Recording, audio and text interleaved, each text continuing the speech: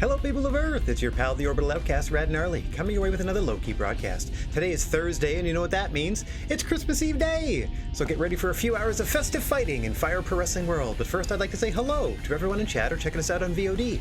No matter where or when you happen to be in this great big old world of ours, happy to have you with us, and hope the day finds you well. Alright, normally I jump right into a pre-booked card. Ooh, look at this looks terrible. Ooh, it's getting real fuzzy here in space. Anyway, normally I jump right into a pre-booked card, but doing things a little bit differently today. We have a first ever King of Calendar tournament scheduled. We have some GWA 6-person tag team action in the midst of that.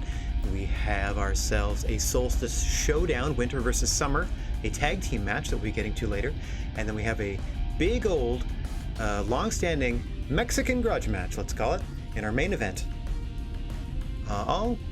Or pretty much most of it, except for the GWA tag match, though they are sponsoring the event today, is holiday themed, and a huge shout out right off the jump to the Avenger 3 for creating a lot of the elements we're going to be seeing, both wrestler and ring, as we proceed. So, first up, as I said, we have the King of Calendar tournament. Now, this is a 12-person field. Now, that means 4 of the wrestlers are going to get buys out of the first round. This was all randomly seeded, by the way. And each wrestler is representing a month and a holiday within that month. So let me go chronologically, let's call it, and start by introducing the first competitor representing January. And in January there is a Chinese New Year, and the year of the Zodiac in 2021 is the year of the Ox. So please welcome the first participant in today's King of Calendar tournament, Ox Baker. Now, this is a rather hastily constructed screen, and so I can sort of try to keep these a little bit of a secret. Let me pop over to my Fire Pro for a second. All right, if I maneuver this correctly, this should work out. All right, now, representing February, a rather obvious choice, given that Valentine's Day occurs during February, so please welcome Greg the Hammer Valentine. Entry number 3 in the tournament represents March. And what happens in March? St. Patrick's Day. That's right. And everyone loves a leprechaun. So please welcome, fresh from WCW Nitro for about 3 weeks, Braun the Leprechaun, representing March and St. Patrick's Day. Not to be outdone, however, Easter is in April, and April's representative, amazed we found them, long lost Rosebud the Bunny, will be representing Easter. Now, here's where things get a little bit tricky in the middle of the calendar. Well, maybe a little bit later, but these ones I hope make sense. These are all, remember, real-life wrestling representatives for these months and for holidays within them. So I hope those with long wrestling memories will remember this reference when I say that the representative of May and Mother's Day, please welcome Shelton Benjamin. Now, not to be outdone there, I had to think of someone for June, so I obviously went with Father's Day. And who owes more to their father and their career than, no, not a McMahon, but rather Eric Watts, representing June and Father's Day. Okay, these some other ones that are a little more on the nose. Some of these just slid right in there, like they were immediately thought of. Like July. So I think Independence Day, I think 4th of July, I think patriotism, and when you think patriotism, you can't get any more patriotic than the Patriot. Dale Weeks representing July and Independence Day. Now, August doesn't really have like a, I don't want to call it a real holiday, but they don't have like a largely recognized or celebrated holiday that you would immediately like snap to and think of. But what I did find out is National Senior Citizens Day is in August, and wouldn't you know it, woo! The Nature Boy Ric Flair stepping up to the plate and representing August in this King of Calendar tournament. Alright, having a lot of fun with these choices. I hope that works out match quality wise, because September brings us Labor Day, and when I think of Labor Day gimmicks, or laborious gimmicks, I think of mid-90s mainstay. For a couple years at any rate. I guess if you watch Superstars. Duke the Dumpster Drosy, representing September's Labor Day. All right, home stretch now. Some of these, again, very obvious, like October, Halloween. We have lots to choose from in this category, or in this, in this genre of sort of spooky wrestling gimmick. But I thought, why not go with the one that does it the most, Creed? Hallowicked, representing Halloween and October in the King of Calendar tournament. Which brings us to our last two. November, as there's a definite American slant to these choices, so we're doing Thanksgiving in November.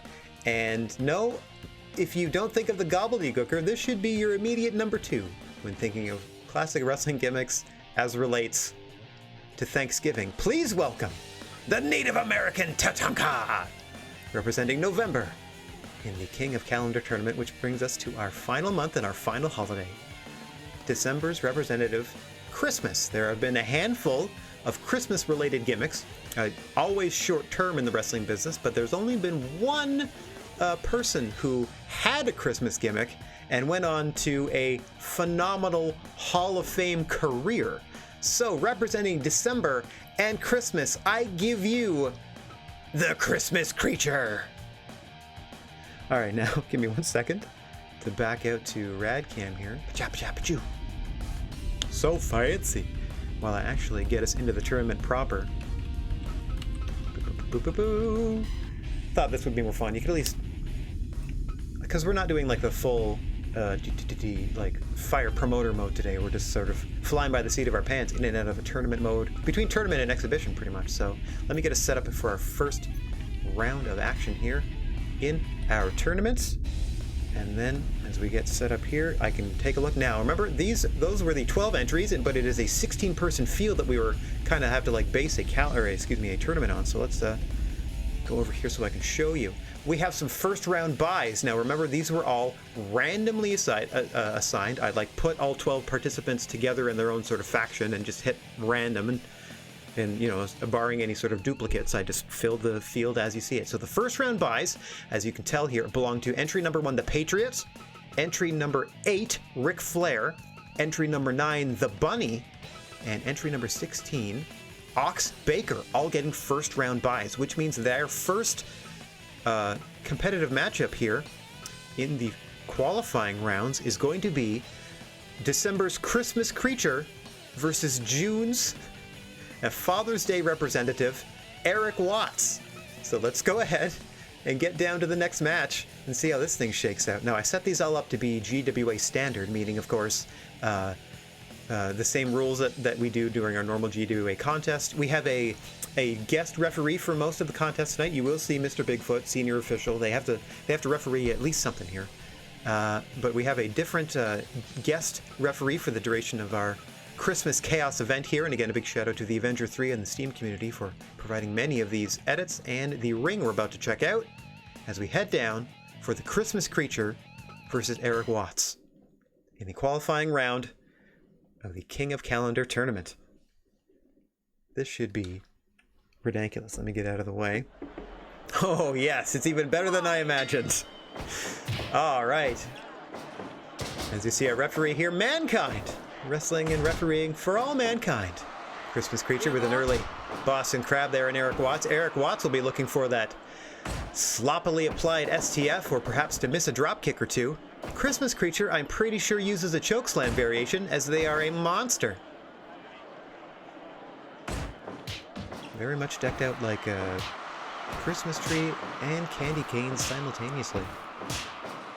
Christmas Creature, of course, that's Glenn Jacobs under that mask. Went on to a lot more success under a different mask as Kane. And then branched out into politics as his wrestling career wound down. Eric Watts kept getting booked for some reason, all the way through the mid-aughts with TNA, and then thankfully disappeared.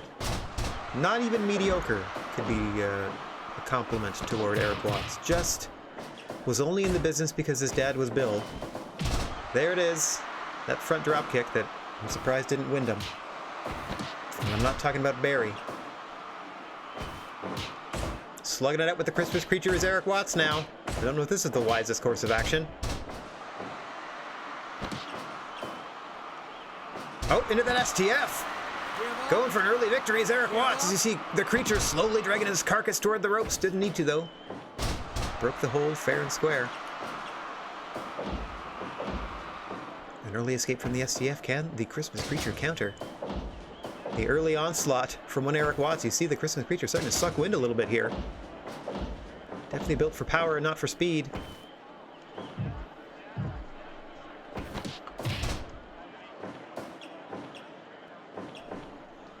So I double check to make sure, yes, we are in fact broadcasting properly.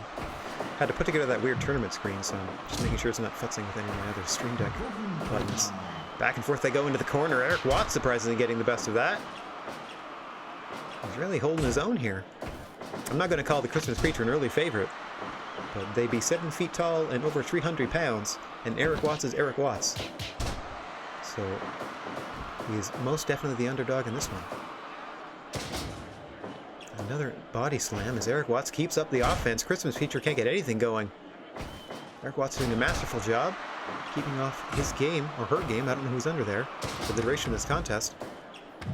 Now, as always, there are no... Oh my gosh! Chokeslam on the floor! There are no countouts or disqualifications in the GWA ring, and GWA is hosting tonight's Christmas Chaos. As you see the Christmas Creature press slamming Eric Watts onto a chair on the floor, into the guardrail he's set now.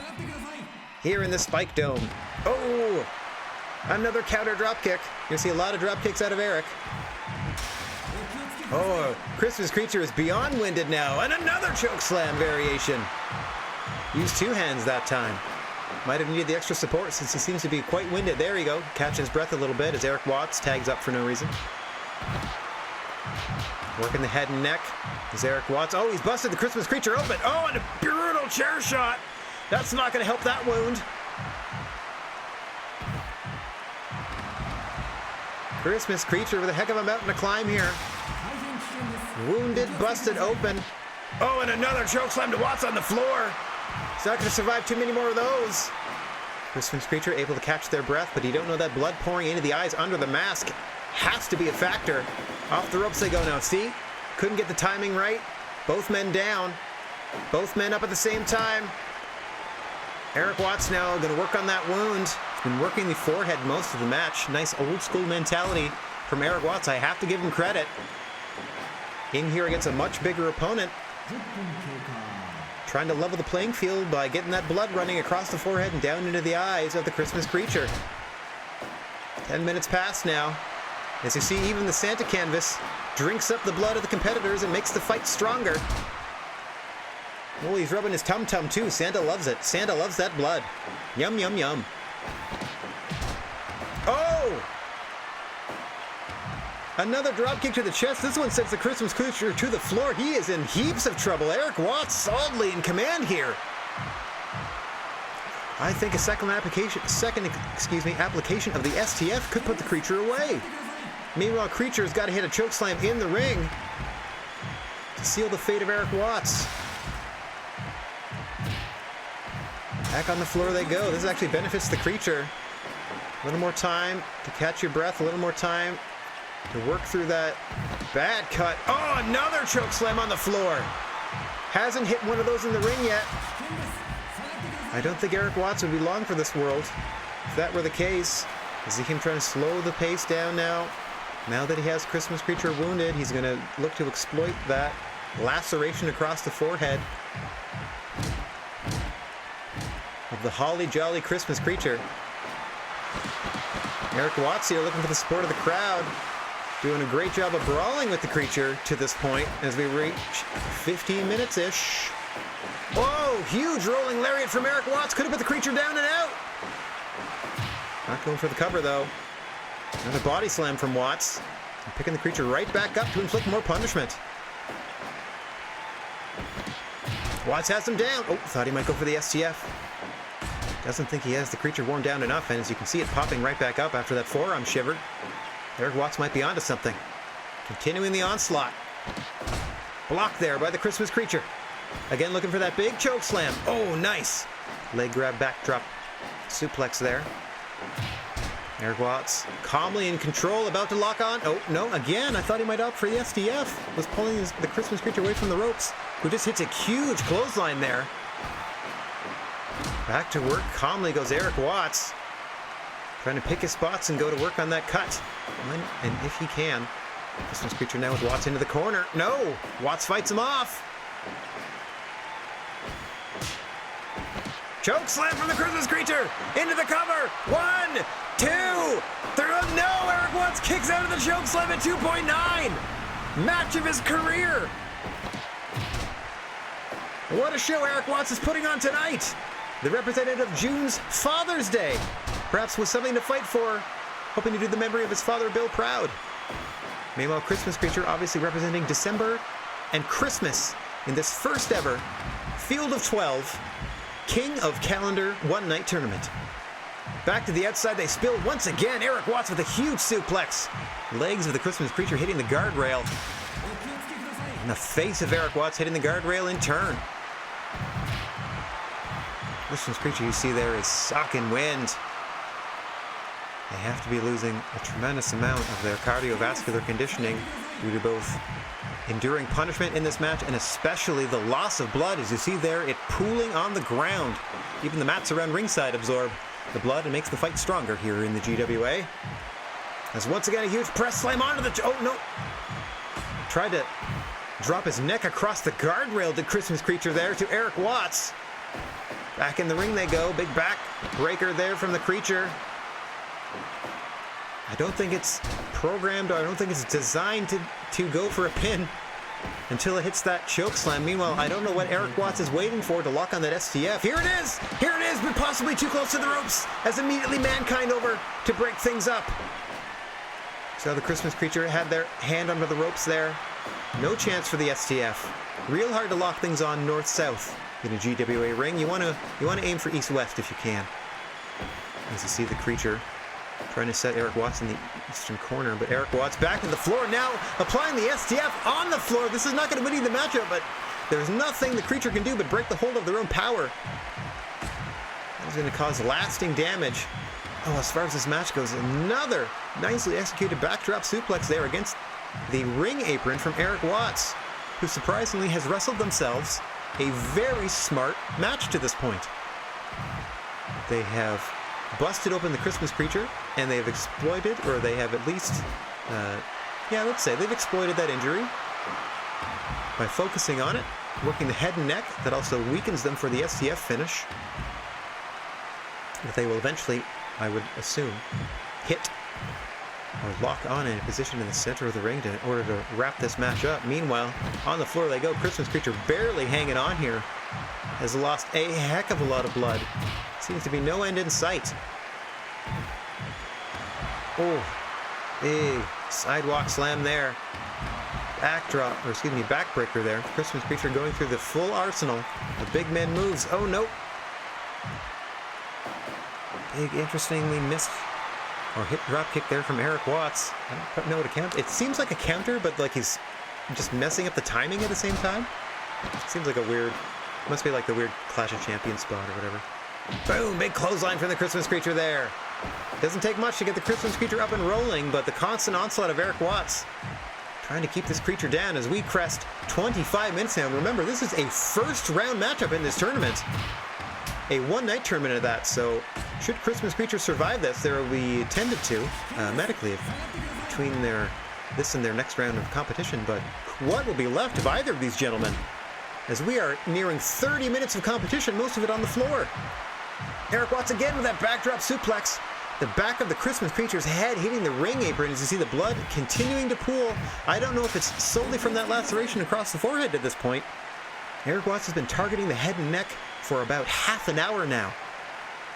Trying to rip the star off that Christmas tree. As the creature now once again catching his breath, or her breath, and then back in the ring.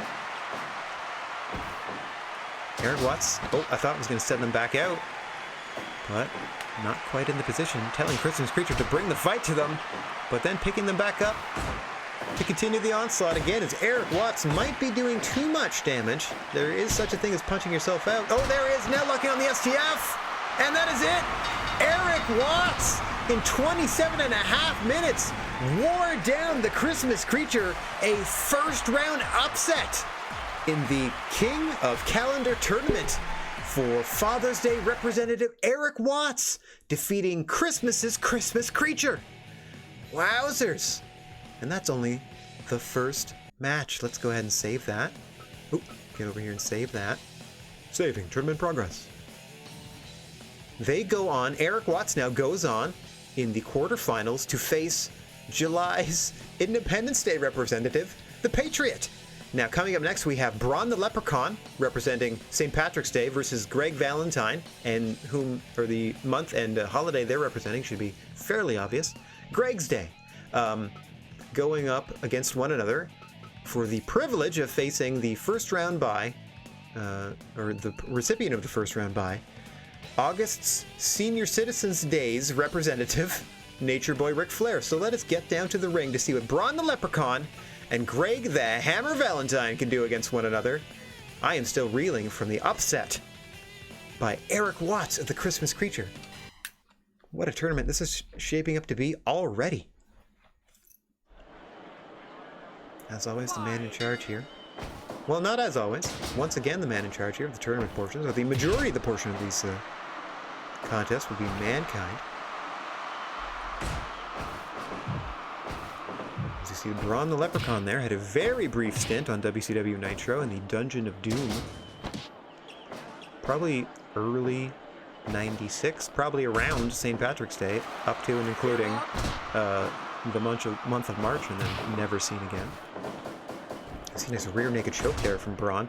Don't know much about their fighting style, other than they like to climb on and bite people, as represented there by that rear naked choke. Of course, Greg the Hammer Valentine has what was later dubbed the Heartbreaker, but is more commonly known as the Figure 4 leg lock. We have two practitioners of the Figure 4 leg lock in this one, and actually, should Greg the Hammer Valentine be successful in defeating Braun the Leprechaun here, we're going to see Figure 4 versus Figure 4, as the winner of this one is up, awaits Ric Flair in our quarterfinals. Representing Senior Citizens Day, as Greg Valentine is here. St. Valentine's Day in February, Braun the Leprechaun for St. Patty's Day in March. Crowning ourselves a king of calendar today. As you see the Santa mat full of blood, looking real happy, real chubsy and happy. No count there from official Mankind. A special one-night Christmas Chaos event brought to you by the GWA and the Steam Workshop community, without which I would not be able to do anything in this game. Literally thousands of wrestlers available to be found from all walks of life. Bless your hearts for creating them.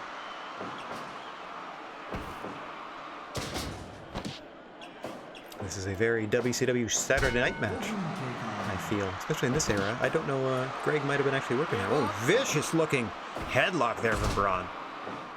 I haven't seen much of what I've seen so far, and they got a real mean streak to them. Perhaps Greg Valentine stole his gold.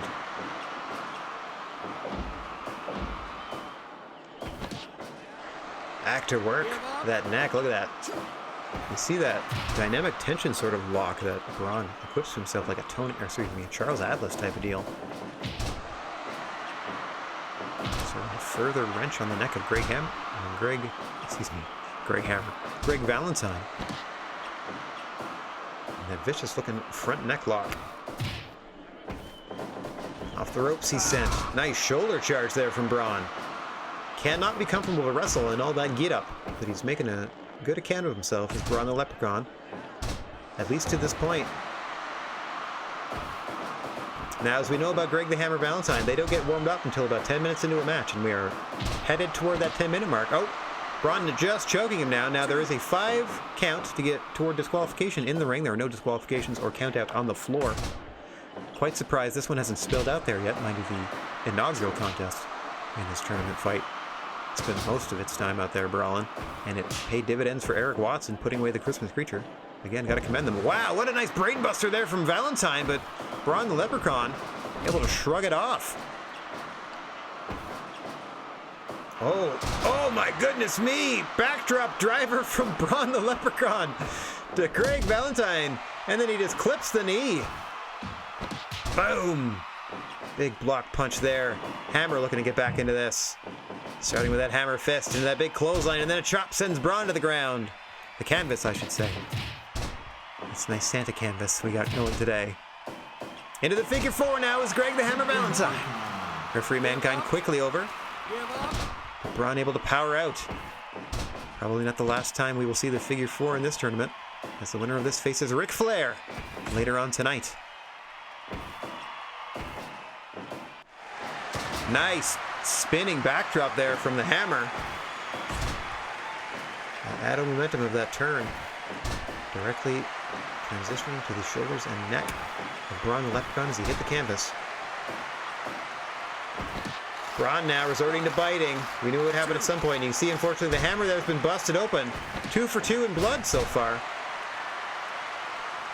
A violent night of action before you. It is called Christmas Chaos for a reason, and there you see once again Braun going for that headlock.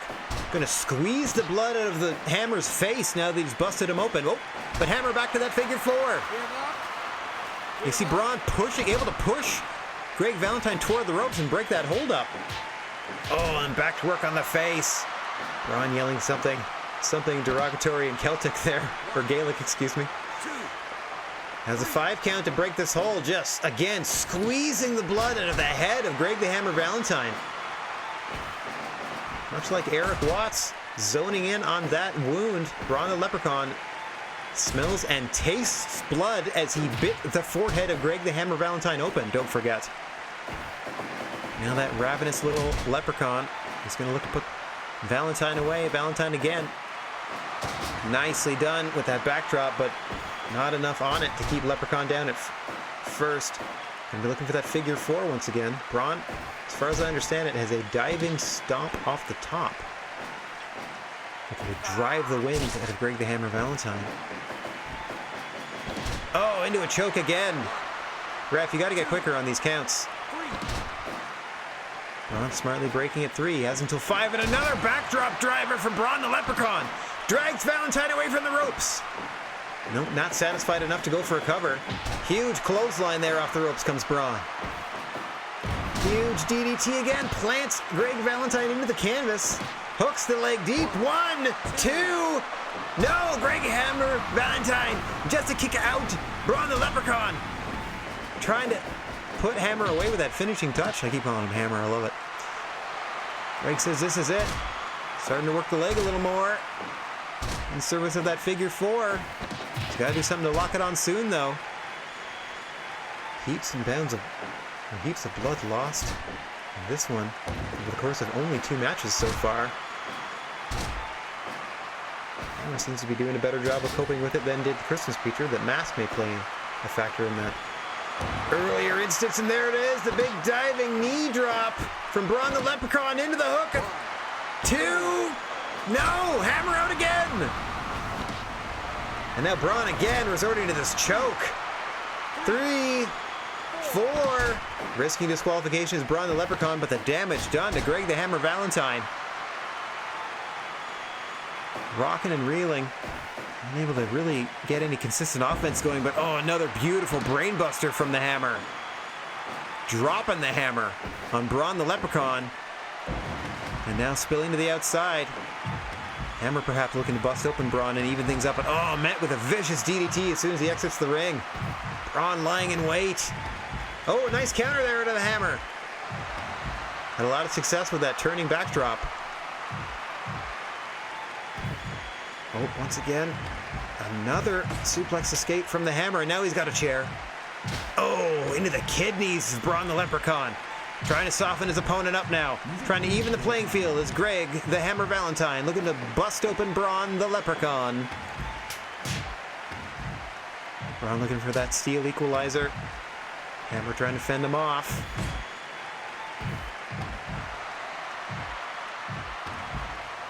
Drop toe there.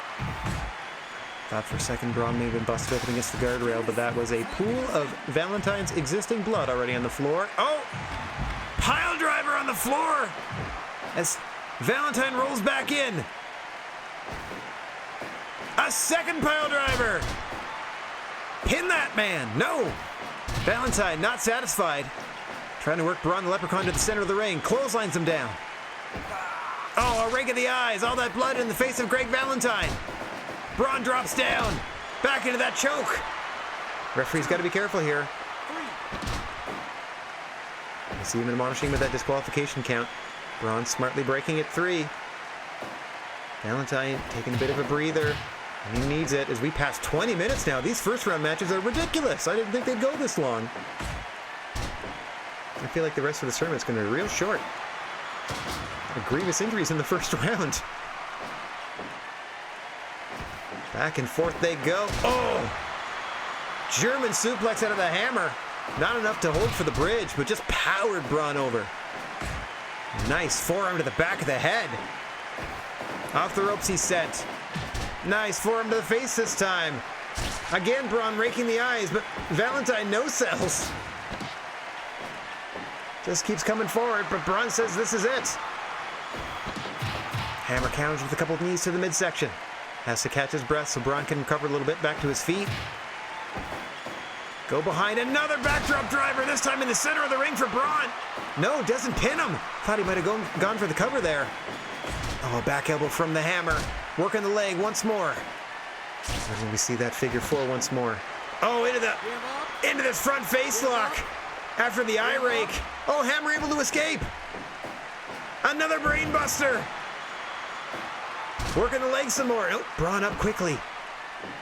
Sensed danger there. Had to get back to his feet. Or risk the figure four. Able to beat Greg Valentine back to the canvas once more as the Leprechaun, but Valentine deposits him back into the corner like he wants. Going to work once again on that leg. Softening Braun up. Taking his time doing it though as Greg Valentine, as we are again cresting half an hour in a first round matchup.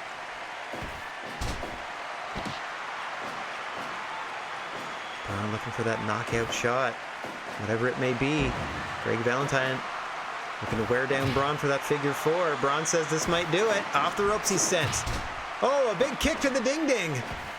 And then a chop block from Braun. And then a knee to the groin. Dirty pool out of Braun the Leprechaun. Greg the Hammer Valentine trying to fend him off. Another rake of the eyes.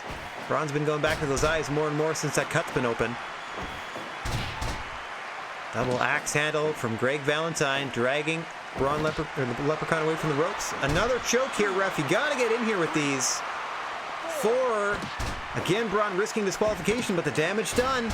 Breaking it four. I feel like if you do it enough in a match, it should be an automatic disqualification eventually. Like you only get so many 5 counts before they're like, nuts to you. I know that's not how it works. Hammer into an airplane spin in the corner. This is a submission move.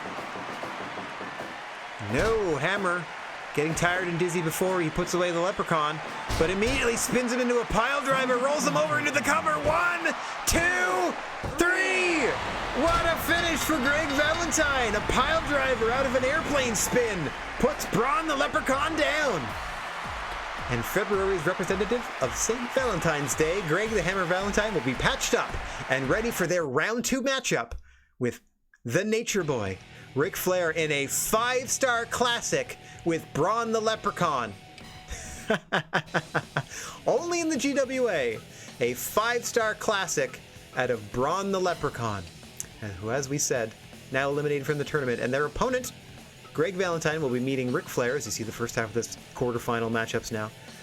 The first half of our quarterfinal matches will be the Patriot versus Eric Watts, so that is the July representative of Independence Day, Patriot, versus the June representative of Father's Day, Eric Watts, versus February's St. Valentine's Day's Greg the Hammer Valentine, and August's Senior Citizens Day's Nature Boy Ric Flair. Now let's find out how the second half of this tournament, or of this tournament bracket, is going to go. Now, the Bunny, Easter's representative in April, received a first round bye, and again, these were all randomly assigned.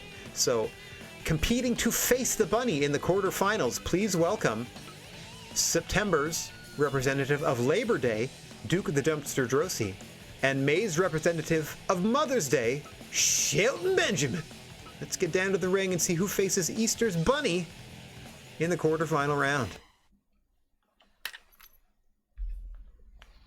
Let me get myself out of the way, as Mankind is once again the official on record. We're ready to start things off. Now, I opted to go with modern day Shelton Benjamin look rather than classic Shelton Benjamin look, but I hope everyone fondly remembers that period on Raw where Shelton Benjamin came out with his mama. And so they are here in memory of their mama, representing Mother's Day here. I couldn't very well put Jim Cornette in the ring, now could I? And his gimmick was a rich mama's boy way back when.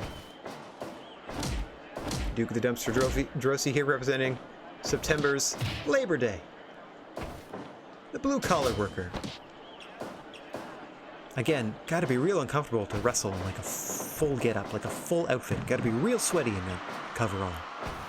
Best of luck to Duke the Dumpster Drosy then. Looking to hit that trash compactor, where Shelton Benjamin is looking to hit pay dirt, which could really come out of nowhere if they do the standing variety. Not entirely sure what the trash compactor is. I feel like it was a Death Valley Driver variation, but that could be entirely wrong. My knowledge of Duke the Dumpster Drosy is sadly limited to the fact that I've probably never seen him actually wrestle a match.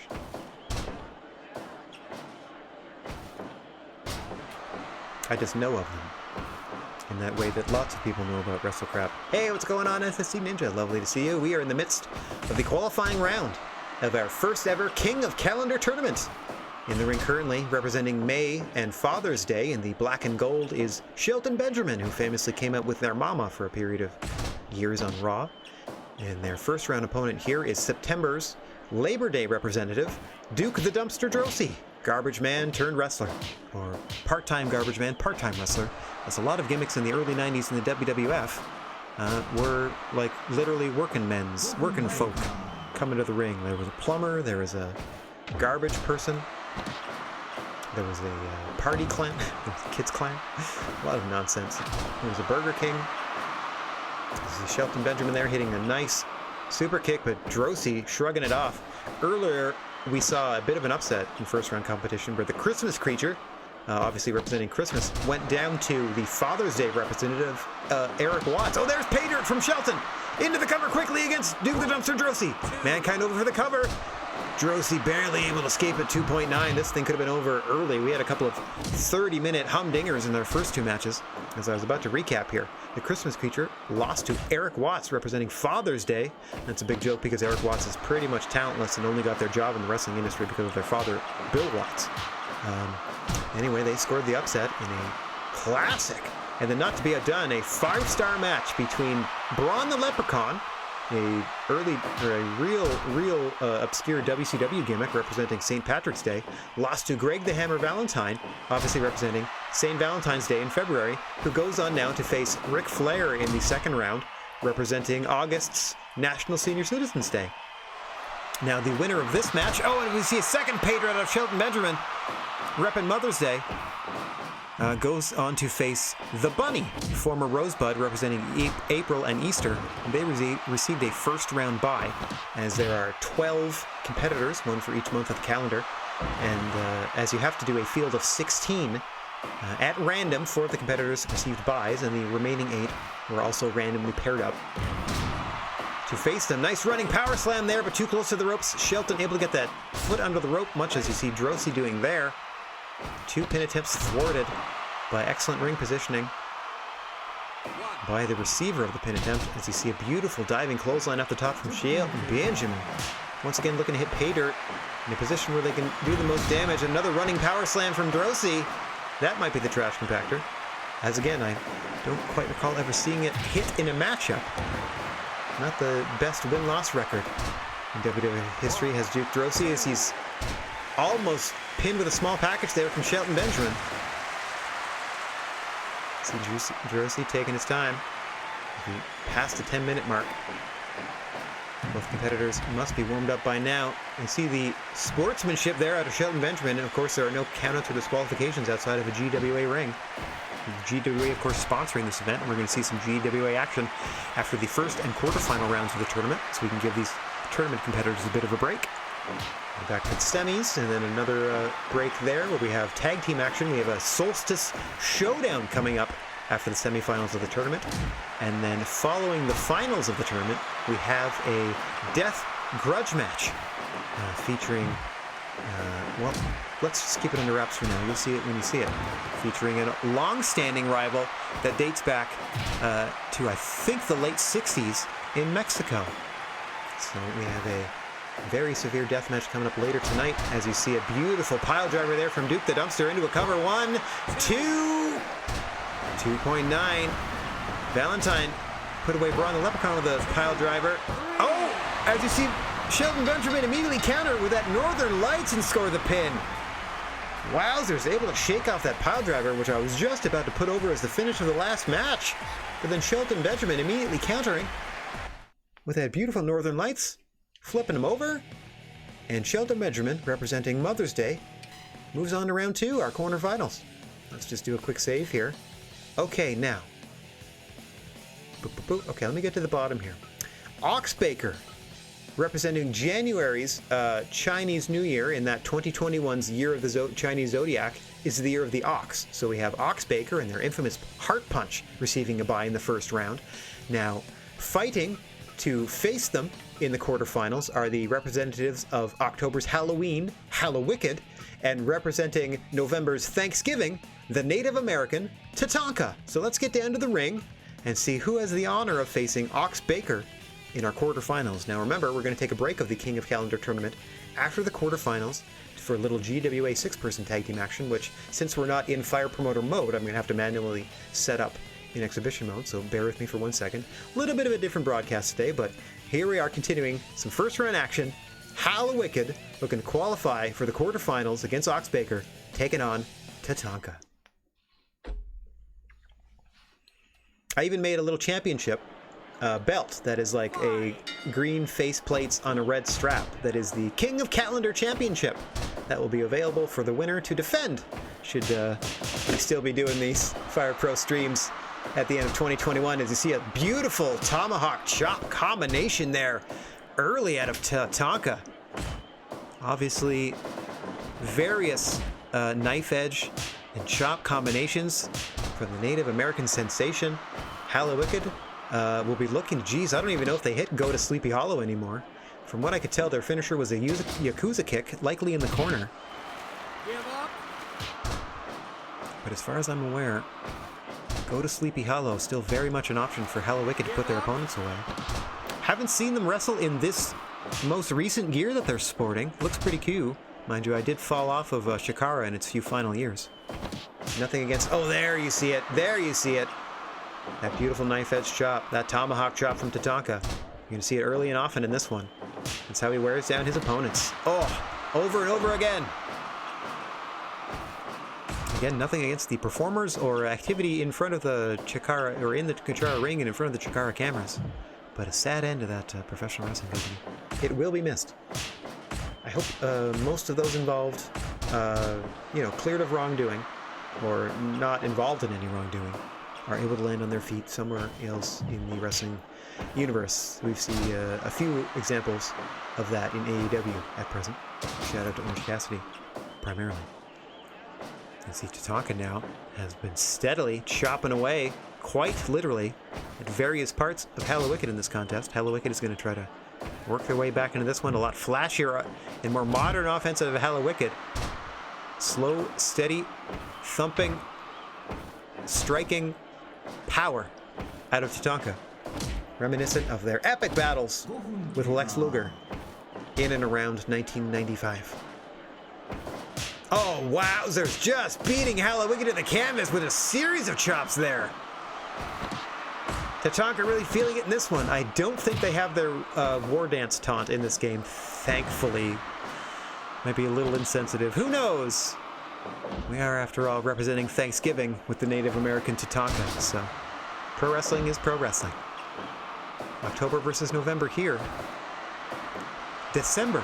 I still can't get over the fact that the Christmas creature, that 7-foot monster, was defeated in the first round by Eric Watts in probably the best match of their career. Let's see how they do in the second round against the Patriot, representing Independence Day. The winner of this one, though, has Oxbaker in their sights. Tatanka there getting a bit of a breather, allowing Hallowicked to return to the ring. A nice bit of sportsmanship there out of some of the competitors here in the tournament. Meanwhile, others are more than happy to bust their opponents open. But that's okay. The canvas and the mats around the ring. There it is. Go to Sleepy Hollow. Into the cover goes Hallowicked. 1, 2. Tatanka out at 2. not quite worn down enough, as you see Tatanka consistently going back to those chops to the head and neck, working the face of Hallowicked. Hallowicked hasn't had nearly the same amount of offense. 1, 2, oh, almost puts him down with a surprise right E-bomb there. But was able to hit one of his finishes, go to Sleepy Hollow. Tatanka powered out though at 2 and trying to continue the majority of the assault. Oh, another vicious chop.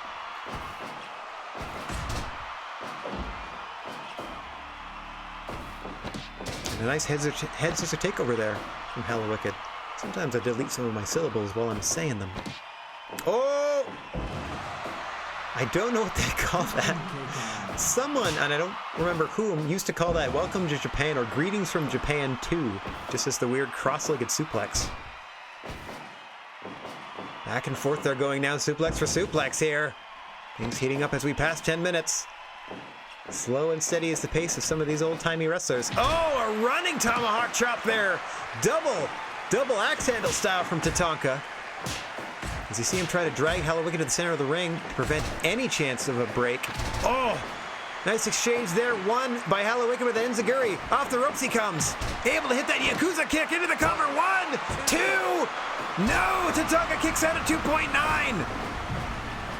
Oh, and then hits a rolling elbow in the corner. Headbutt to Hallowicked. Tatanka trying to keep their offensive advantage. Chops across the throat. Gotta be wearing on Hallowicked, but another cross-legged brainbuster. Into the cover. 1, 2. No, Tatanka out again. Swinging neckbreaker now. Hallowicked off the ropes. Oh, just stomping the chest of Tatanka. Trying to steal the man's air. Maneuvering him now to the center of the ring. Oh, and a big tomahawk chop! Just like that. Tatanka thought he was back on offense. Oh! Oh, a vicious combination of strikes! Tatanka floats over. Hallowicked blocks it. More chops out of Tatanka. What else? The signature offense of the Native American sensation. Oh, countered into a powerbomb. Folds him up. Hallowicked just out in the nick of time. Huge spine buster. Tatanka floats over again. Another vicious chop to the back of the head. Oh. Now, Tatanka did use a Samoan drop off the ropes, I think. As literally called it the tomahawk. Pardon me.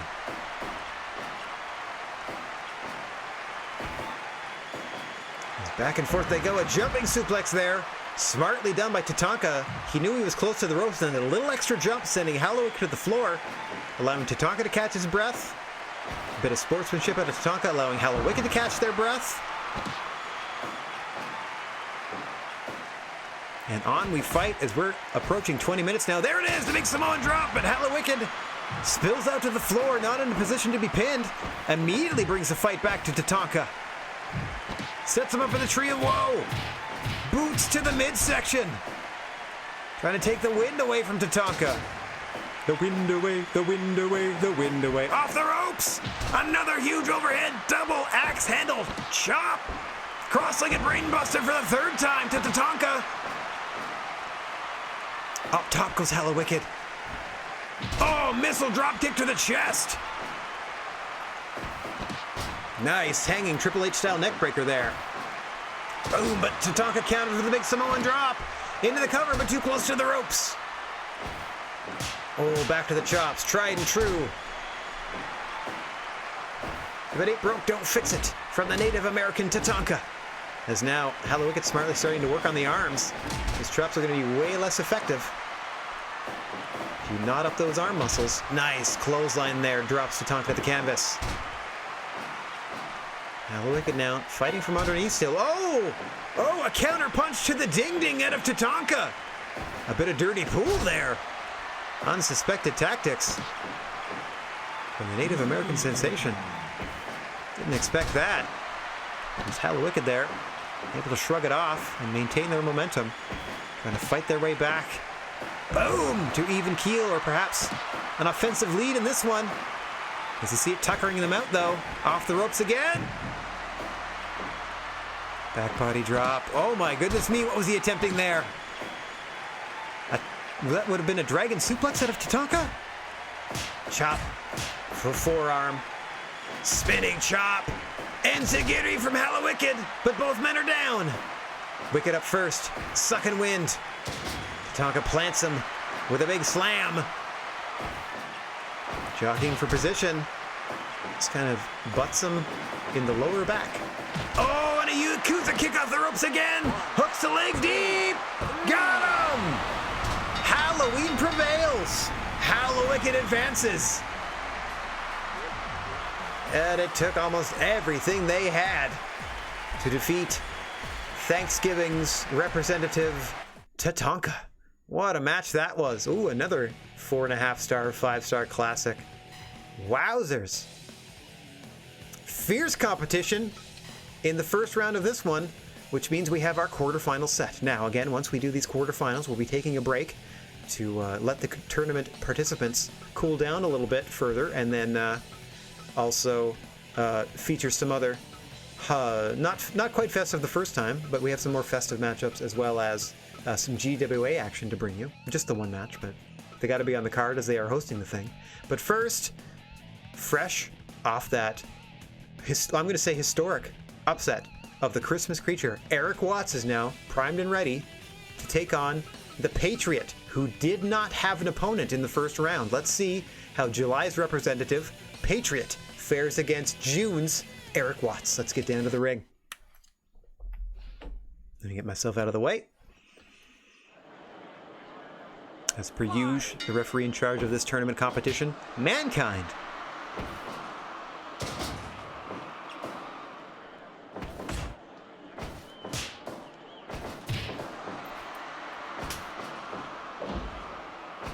Patriot there, starting off slow against Eric Watts, who seems to be substantially taller than the Patriot. Whoever made the Eric Watts edit may have given him the large body type.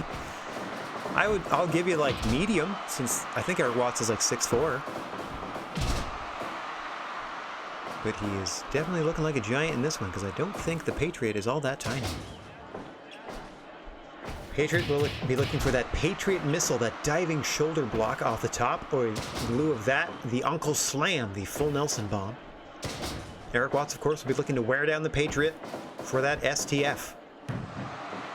The move that took out Arn Anderson in a parking lot, and a move that took out the Christmas creature, but hours ago in the first round of this very tournament.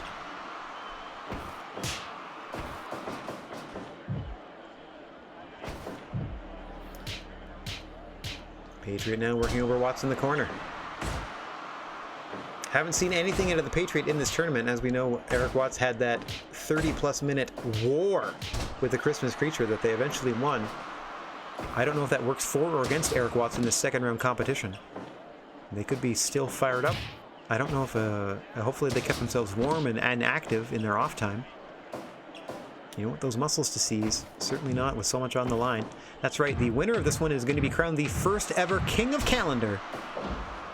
As here we have June and July heating things up in the ring in our first match of the quarterfinal round of this tournament. As GWA presents Christmas Chaos. We're happy to have you with us here Christmas Eve day for this live wrestling action. As you see in the corner there, our special referee for this tournament, Mankind, now asserting themselves. Seeing if Eric Watts is able to get a submission off that front face lock. Patriot trying to build up to their better offense. Not quite worn down Eric Watts enough.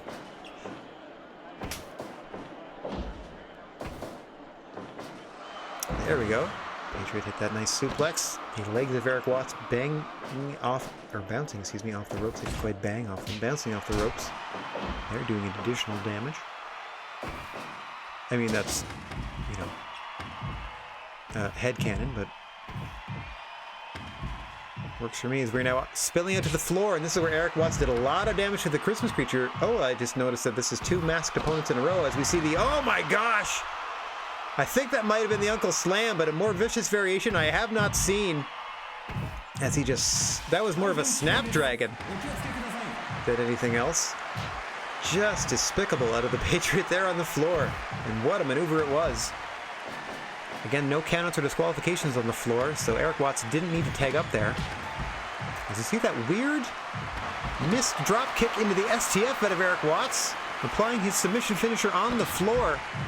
Looking to wear down the Patriot in this one. Again, Eric Watts did a lot of damage to the Christmas creature around the ring, more so than in the ring during the course of that contest. Similar strategy here. As the Patriot was starting to assert themselves in the matchup, Eric Watts immediately took this thing to the floor. Paid dividends in the first round, see if it works for them in the quarterfinals. So they're now back in the ring. The only way to win this sucker is in the ring. Of course, actually, if you critical somebody outside the ring, that also counts as a victory, but we're hoping not to injure anyone in this tournament. Nice series of overhand shots there from the Patriot. Now sending Watts out to the floor with that suplex. You see Watts shrugging off and right back in, bringing the fight to the Patriot. This was another part of their strategy, as well as taking the fight to the Christmas creature on the floor in the first round. Eric Watts did a really good job of consistently bringing the offense.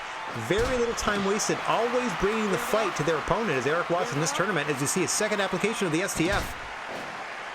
Patriot has to break out of that of their own power. Well, that could have been it. Struggling to get to the ropes, able to break free. Now Eric Watts sending the Patriot to the floor. Well, this time content to wait it out and let them return. Watts is really coming into his own here as we go back to the STF, and that is it. Eric Watts, 2 matches in a row with the STF. Underdog no more. Eric Watts is headed to the semifinals. Representing Father's Day, Eric Watts puts down Independence Day and the Patriot. Wow, that is wild. Okay, well, Eric Watts awaits either Greg the Hammer Valentine, representing St. Valentine's Day and February, or August has a day called National Senior Citizens Day, and who better to rep National Senior Citizens Day than Greg the Hammer Valentine's opponent in this quarterfinal contest, the Nature Boy, Ric Flair. Let's get to the ring. Wow, I am shocked. Who booked Eric Watts in this thing? This is wild.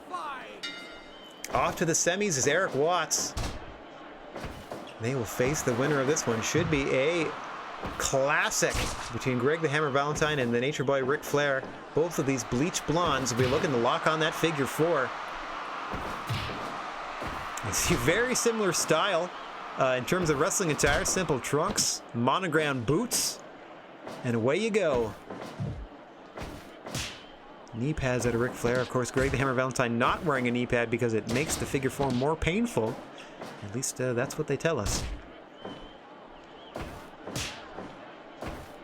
This one could take a little while to warm up. Of course, Greg the Hammer Valentine just came out of a 30-minute match with Braun the Leprechaun in which they were busted open for a significant portion of it. Look for Ric Flair to try to exploit that by targeting the forehead of Greg the Hammer Valentine, hoping to bust that back open. Mind you, the medical staff here in the GWA works wonders, as you see no signs of any of the trauma on the person of Greg the Hammer Valentine. And of course, the mats and canvas here in and around the GWA ring absorb blood and make the fight stronger. Chop battle there, won by Greg the Hammer. Normally doesn't get out of the starting blocks for 10 minutes, famously, but I would suppose that a second round in a tournament would account for that 10-minute warm-up. And now the Hammer is raring to go. This is the first action we're seeing out of Ric Flair. Hopefully they fare better than the Patriot, who was soundly defeated in under 12 minutes by Eric Watts with that STF. Eric Watts on an incredible roll thus far in this tournament. The winner of this awaits them in the semifinals. Ric Flair representing August and National Senior Citizens Day. Greg the Hammer Valentine naturally representing February and St. Valentine's Day.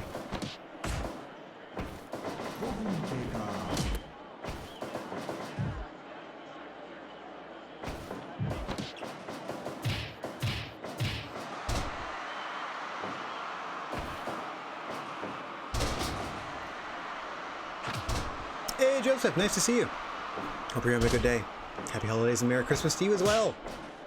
This is our Christmas Chaos event in the midst of our quarterfinals of the King of Calendar tournament. Here we have representing Valentine's Day, Greg the Hammer Valentine in black against Ric Flair, representing August's National Senior Citizens Day, as there are precious few holidays in August to rep. Mankind over to account for the cover there. Ric Flair almost putting Greg the Hammer down. As we know, Greg the Hammer Valentine had that grueling matchup in the first round. Who knows how much gas is left in their tank, as you see them trying to psych themselves and the crowd up there, perhaps getting a little bit of feeling back in that arm for Greg the Hammer Valentine, who has wrestled almost 40 minutes in total across 2 matches now. Back to the airplane spin. This into a pile driver is how he put away Braun the Leprechaun in round 1. Let's see what he does here. No. Elects to just reposition Ric Flair in the center. Of course, both of these practitioners of the figure 4 leg lock. Nature Boy Ric Flair perhaps slightly more famous for it. Only slightly. As you see, Greg the Hammer Valentine just critical to Ric Flair with it. He broke his legs, did Greg the Hammer Valentine. Oh my goodness gracious me, what an upset. A bit of an upset. I thought at least this would go 20 minutes before. But that just goes to show you, Ric Flair receiving a bye in the first round. And 2 for 2, those athletes receiving a bye in the first round fall to those competitors that earned their way into the quarterfinals of this tournament. As Greg the Hammer Valentine criticals Ric Flair with a figure 4, and in our semifinal matchup, our first of 2 semifinal matchups, will go on to face Eric Watts. Now, let's find out the other half of this bracket, as the Bunny, representing April and Easter, received a first round bye. Meanwhile, Duke the Dumpster Drosy fell. Duke the Dumpster Drosy, representing September and Labor Day, by the way, fell to Shelton Benjamin, representing Mother's Day in May. So now we have April versus May in our next matchup. And let's see how this shakes out. The Bunny, of course, receiving the first round bye, former Rosebud to Adam Rose. This will be the first time we've seen him in the ring in quite some time. Shelton Benjamin earned their way into this one after defeating Duke Drosy, as we said, in a previous competition, with a beautiful Northern Light suplex, I might add. You see, looks like a bit of a lucha background for the Bunny, as it has mad hops, so it would seem, and off the ropes it comes. And Benjamin dodges the shoulder tackle after all of that. Oh, countering into a powerbomb now. No idea who is under the mask of the Bunny, representing April and Easter. Just know them as a former Rosebud to Adam Rose. So see the Bunny there, and playing a Boston Crab to Shelton Benjamin, who famously came out to the ring with their mama for a number of years on Monday Night Raw, and so is here in their memory, representing Mother's Day. The Father's Day representative, Eric Watts, will be seen in this, I can't believe, made the semifinals of this tournament, but they will be facing Greg the Hammer Valentine, coming off that literally crippling victory over Nature Boy Ric Flair in another shocker. Look forward to that later, but after our quarterfinal round concludes, we're going to go ahead and take a little break from this tournament action to give these tournament competitors time to cool down, as you see Shelton Benjamin missing wildly with a pay-dirt attempt. I don't know what the finisher of the Bunny is. I can't, for the life of me, even guess, as you see that Northern Light suplex almost once again ending the matchup for Shelton Benjamin. Oh, rolled up there. Victory roll by the Bunny. 1 count only, says senior, not senior official, excuse me, I'm just used to saying that. 1 count, says official Mankind. We'll see the GWA senior official, Mr. Bigfoot, later on. The ropes now, nice stinger splash from Shelton Benjamin. The Bunny responding with a snap suplex into the corner, but Benjamin up first. Again, Bunny seems to have hops, as it were, no pun intended. Bit of a lucha background, but still not quite clear, and I can't imagine Shelton Benjamin would be either. Blam! As to the capabilities and full moveset of this individual, as you see them shrug off a pay dirt and then try to slow Shelton Benjamin down immediately with that front face lock. That headlock there. And now into a headlock bulldog for the Bunny, into a cover. 1, 2. 2 count there. Solid kick out from Shelton. Snap suplex from the Bunny. As we know, Bunny is fresh, having not competed in this tournament yet. But to this point, those 2 wrestlers receiving a bye in the first round have been defeated by their opponents that had to fight in the qualifying round, so perhaps the warm-up of the first round is of benefit. 50% of the field would argue yes to this point, as the bunny goes up top for a 450 splash off the top. Why not, says the bunny. Into the cover. 1, 2. No! Shelton Benjamin kicks again, but barely. Bunny says this is it. It is party time. Shelton countering. Not quite the enthusiasm from the crowd, but hits that pay dirt well enough. No, not enough time to go for the cover. It has Shelton. As the bunny is back up and fighting, representing Easter, showing it has plenty left in the tank. That can't possibly be Brock under there. Oh, another victory roll. Will it lead to victory? No! Shelton Benjamin kicking out again. Bunny on the verge. You see a nice tail whip there. Is that Luchasaurus? Bunny on the verge of victory, it seems almost constantly. Oh my gosh, what a huge body press from the top. Shelton, though, able to withstand and endure. Trying to fight their way back into this one, but the bunny cutting him off with a stiff boot to the midsection. Now an American punch combination. Into the corner, and then a jumping enziguri from the bunny to Shelton. As you see Shelton trying to fight his way back into this and fight his way back to the center of the ring. The bunny floors him with that beautiful leg lariat. Spinning variety, but it's taken a lot out of the bunny to throw this fancy offense. But to this point, Shelton Benjamin has endured. Oh, as you see a beautiful Uranagi there from the gold standard. Slowly trying to fight their way back into this, trying to halt the momentum of the bunny, trying to assert themselves into an offensive position off of the defense is Shelton Benjamin. Sometimes they get a move in countering, but you really have to be in charge of the match. You really have to be the one consistently hitting your moves in order to really feel like you're carrying the load as it is. Wow, what a diving seated clothesline. Impressive athleticism from Shelton Benjamin, but the bunny back up and fighting. Boom. Modified pay dirt there into the cover. 1, 2, 3. Got him. Shelton Benjamin moving on. And again, that it's 3 for 3 with wrestlers receiving a bye, not doing them any favors. As Shelton Benjamin and Mother's Day down the bunny and April's Easter. We are, as I said, complete shot they call it. That is a pay dirt variation, but close enough. We are going to crown ourselves the very first King of Calendar.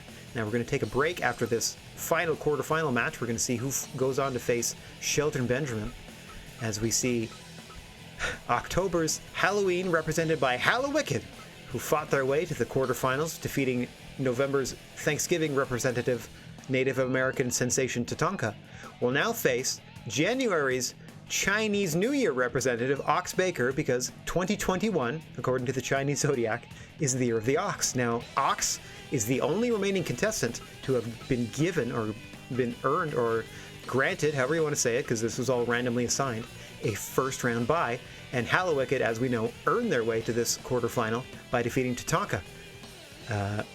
The results to this point do not speak in the favor of Ox Baker and their heart punch, but we'll see what Hallowicked has to say on the matter. Let's get down to the ring for the final contest in this, the quarterfinal round of the King of Calendar tournament. Referee in charge of this tournament, Mankind, calling for the bell. As you see the very beefy Ox Baker, practitioner, famously practitioner of that heart punch, here representing January against October's representative, Hallowicked, trying to win it all for Halloween. Ox Baker immediately into the dirty tactics, just trying to choke the life out of Hallowicked in the opening minutes of this contest, moments of this contest, not even a minute in, immediately risking disqualification is Ox Baker, and I think that may have been the heart punch. 2 and a 2 count. I think that may have been the heart punch, as he put his arm behind his head before he punched him.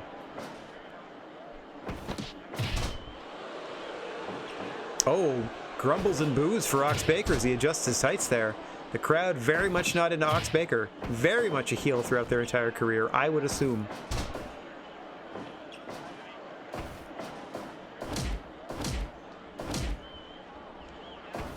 Oh, clubbing clothesline there from Baker.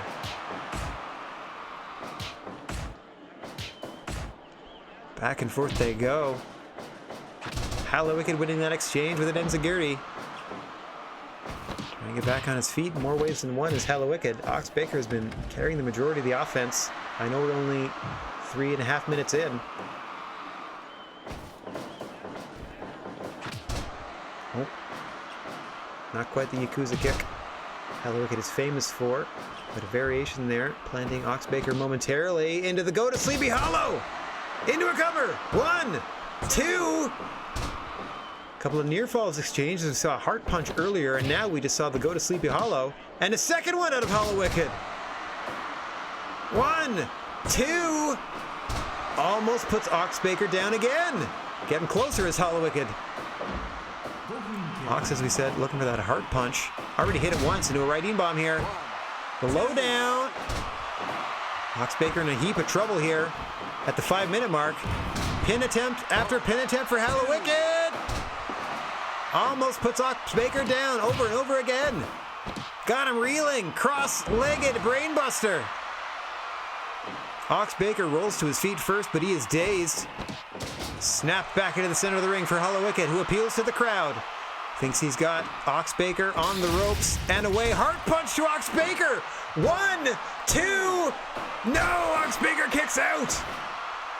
Hallowicked trying to put Baker down with his own finish, the heart punch. Baker barely able to kick out, but what resilience shown. Signature and finishing move, one after the other from Hallowicked, and they are firmly in charge of this one now. After a series of very close near falls against Oxbaker, another cross-legged brainbuster.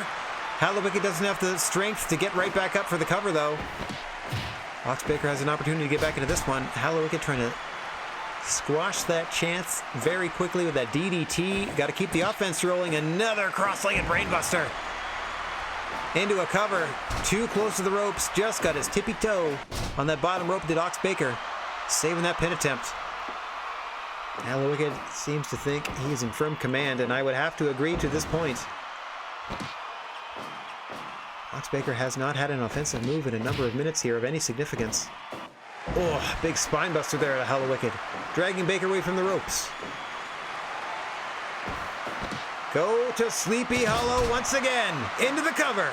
1, 2. Ox with a strong kick out of 2 that time. Snap suplex now. Hallowicked again, as we said, firmly in command of this, it would seem, for the past 5 minutes or so. Baker trying to fight their way back into this. As we know, Baker receiving the first round bye as representative of January. Hallowicked had to fight their way here, defeating Tatanka to get this opportunity against Oxbaker here in the quarterfinals of the King of Calendar tournament. Another huge spine buster from Hallowicked, who's continuing the main event offense against Oxbaker, who will again be looking for an opportunity to peel that arm back. Hit that heart punch, an unprotected shot straight to the heart. That's meant to stop it for a couple of seconds. There it is, the heart punch once again! But Oxbaker can't make the cover. Too tired, Hallowicked immediately up. It's meant to stop your heart, and then allow you to be pinned. That's the wrestling theory behind the heart punch. Another cross-legged brainbuster. That's meant to just drop you straight on your skull and possibly crack it. 2, 3. Hallowicked puts Oxbaker down, and 4 for 4. Everyone who received a bye in the first round falls to those that didn't. Proving that experience triumphs. Oh, a leg hold vertical brainbuster, we'll call it. Cross-legged brainbuster, sure.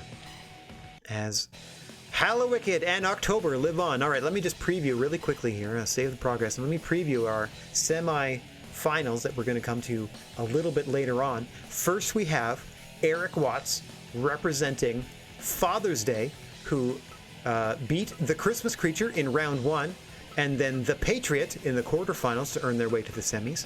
Will be facing Greg the Hammer Valentine, representing February's St. Valentine's Day, who defeated Braun the Leprechaun, representing March's St. Patrick's Day in round 1, and then went on to defeat August's Senior's Day's representative, Nature Boy Ric Flair, to earn their way to the semifinals against Eric Watts. And now we know that in the other half of the bracket, Shelton Benjamin representing Mother's Day in May, who defeated September's Labor Day representative Duke the Dumpster Drosy to face and defeat the Bunny, representing April and Easter, will face off against Hallowicked, who defeated in the first round Tatanka, representing November and American Thanksgiving, and now in the quarterfinals, coming fresh off defeating Ox Baker, who was representing January and the Chinese New Year, because the 2021 year of the Zodiac is the year of the Ox. Now, if you give me 1 second, let me go back to this camera for a little bit while I back out of our tournament mode and set up our first, what is technically an exhibition match of the evening, as we are giving our tournament fellows a little break before we do the semifinals and then another break before the finals. And we are set up to have ourselves, let me get back to this, we are set up to have ourselves a little bit of GWA action. As you can see, these both of these fields are set.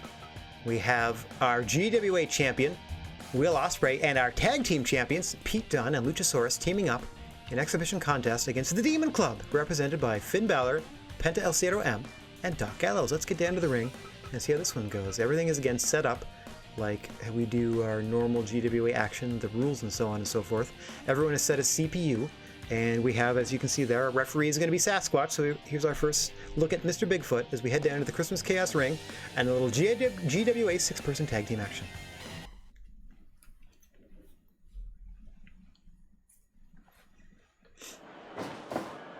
There he is, senior official in the GWA, Mr. Bigfoot, in charge of this one. Had to sort of set this one up independently of our Fire Promoter mode, as all of these competitors are from various different promotions, but we brought them all together here under the banner of the GWA as we host Christmas Chaos today. And we couldn't have a GWA event without at least one GWA match. This is all, I tried to do a match where we would have built toward what is going to be our big New Year's Eve show, or New Year's Eve Day show next week, when we're back to normal GWA action. And we're going to see Will Ospreay defending the GWA championship against the Hollywood hunk, Jack Howard, because they were MLW champion for darn near a year and a half of straight defenses before losing that title. So championship caliber indeed, more than deserve a shot to become GWA champion and see if they can hold the belt with that amount of pride and competency. But the unfortunate part of that is that the Hollywood hunk Jack Howard doesn't exist in exhibition mode, as far as I understand. I don't think they're a part of the built-in wrestlers, as they are generated for Fire Promoter mode. So in lieu of them, we have the Demon Club instead of the Industry being represented on the other side of this equation. I at least wanted to get some of our champions involved in this. I realize now I could have done a 4-person tag and also involved our junior champion, but alas, I did not do that. I don't have my clipboard on me, so I can't even tell you who our current junior champion is. As you see the action quickly spilling out to the floor. Quick reminder, there are no countouts or disqualifications outside of the ring in the GWA. I can assure you the Demon Club is well aware of that, as is this hodgepodge group of champions they have across them today. Oh my goodness gracious me, as you see Penta El Zero M making a statement by hitting a Stormbreaker to champion Will Ospreay on the floor. Now there is some friendly, I don't know how friendly it is, but there is definitely some competition between Penta El Zero M and Finn Balor that is sort of brewing underneath the surface. Penta El Zero M is the current NXT champion in GWA. As you see a 1916 there to Luchasaurus, into the cover goes Finn. Easily broken up there by Luchasaurus' partners. Excuse me from being distracted from the action, trying to put across these further stories. Penta El Zero M, current NXT champion. Heavily featured on GWA champion, or on GWA television. Trouble in Paradise to the back of the head. Will Ospreay into a cover. Pete Dunne running interference. Oh, that was almost it in only 6 minutes. As I was saying, Penta El Zero M is featured rather prominently as NXT champion, and Finn Balor as leader of Demon Club. A little bit jealous of that spot. So I think, and sources are telling me, we've only heard this from the Demon Club locker room, so take this for what you will, like take this with a grain of salt, but it seems that Finn Balor has actually challenged Penta El Zero M for the NXT Championship at a future GWA show.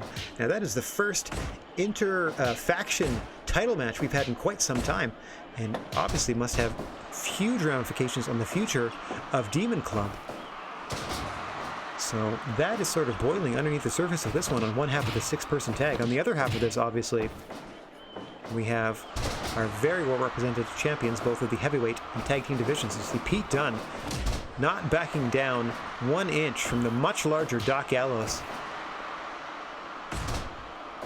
the tag team champion partner of Luchasaurus, who, since returning from a second broken neck in the GWA and then suffering a humiliating defeat at the hands of Aleister Black, has really come into their own as a bit of a killer, criticaling their opponents in their last 2 matches, like knocking their opponents smooth out for the victory in their last 2 chances. Let's see what happens in this 6-person tag. Oh, Penta Driver there on Pete Dunne, but wrong side of the Santa ring, as Team Green, as we'll call it, just for brevity's sake, is able to get over there and break up that cover attempt as Dunne tags out to their championship partner, Luchasaurus. Oh, hitting a nice clothesline there, speedy one at that, to Penta El Zero, trying to rock them off their feet, trying to loose them of their senses, trying to steal the momentum. Oh, a sling blade there, smartly done from Penta El Zero on an incredible tear as NXT champion currently. And you see another Penta Driver there. 1, 2, 3. Penta El Zero picking up the win for his team. Finn Balor celebrating, but can't be too happy not being on the finishing side of things as Luchasaurus falls to a Penta Driver rather early here. Only at the 11.5-minute mark, and we are going to get an evaluation. There we go. There's our GWA match for the day. Not the greatest thing in the world, but yay, it still happened. Alright, now if you'll excuse me for 1 second, I'm going to bot back to Radcam here. As we now... let me pre-set up. How do I clear these? How do I... Oh, there we go. Clear that, clear that. I'm just going to pre-set up the next exhibition match, but we're going to return to the tournament for the semifinals. Not the break that the competitors were hoping for, I assure you. Only 11.5 minutes of action separating the quarterfinals and the semifinals, but no rest for the weary. Okay. Hang on 1 second. Let me set this up proper. Alright. This is so silly. I mean, this is great. And you. 1 second. You're not even going to see this for another couple matches, but I'm just doing this now to save myself a little bit of time later. Okay, this one. Oh yeah, I got this. And here we go. Go to that. No. And then, yeah. There it is. Okay. So I can return to menu and this will all stay here. Alright, I was just setting up the Solstice Showdown that we're going to see later, but for now we're going to go ahead and get ourselves back to this tournament. Just a wild one. Can Eric Watts continue... Hang on 1 second. Boom. Can Eric Watts continue this incredible run in this King of Calendar tournament? So far, they have beaten the Christmas Creature and the Patriot with that STF. Staring them down now, someone who's been very successful both with the pile driver that they used to put down Braun the Leprechaun and the figure 4 leg lock that they used to break the leg of Ric Flair in the quarterfinals. Ladies and gentlemen, our first semifinal matchup, and we're going to get down to the ring quite quickly in this King of Calendar tournament. Sorry for the lack of break time, buddies, but showbiz, show must go on. Eric Watts, Greg Valentine, King of Calendar semifinals, kicking off right now.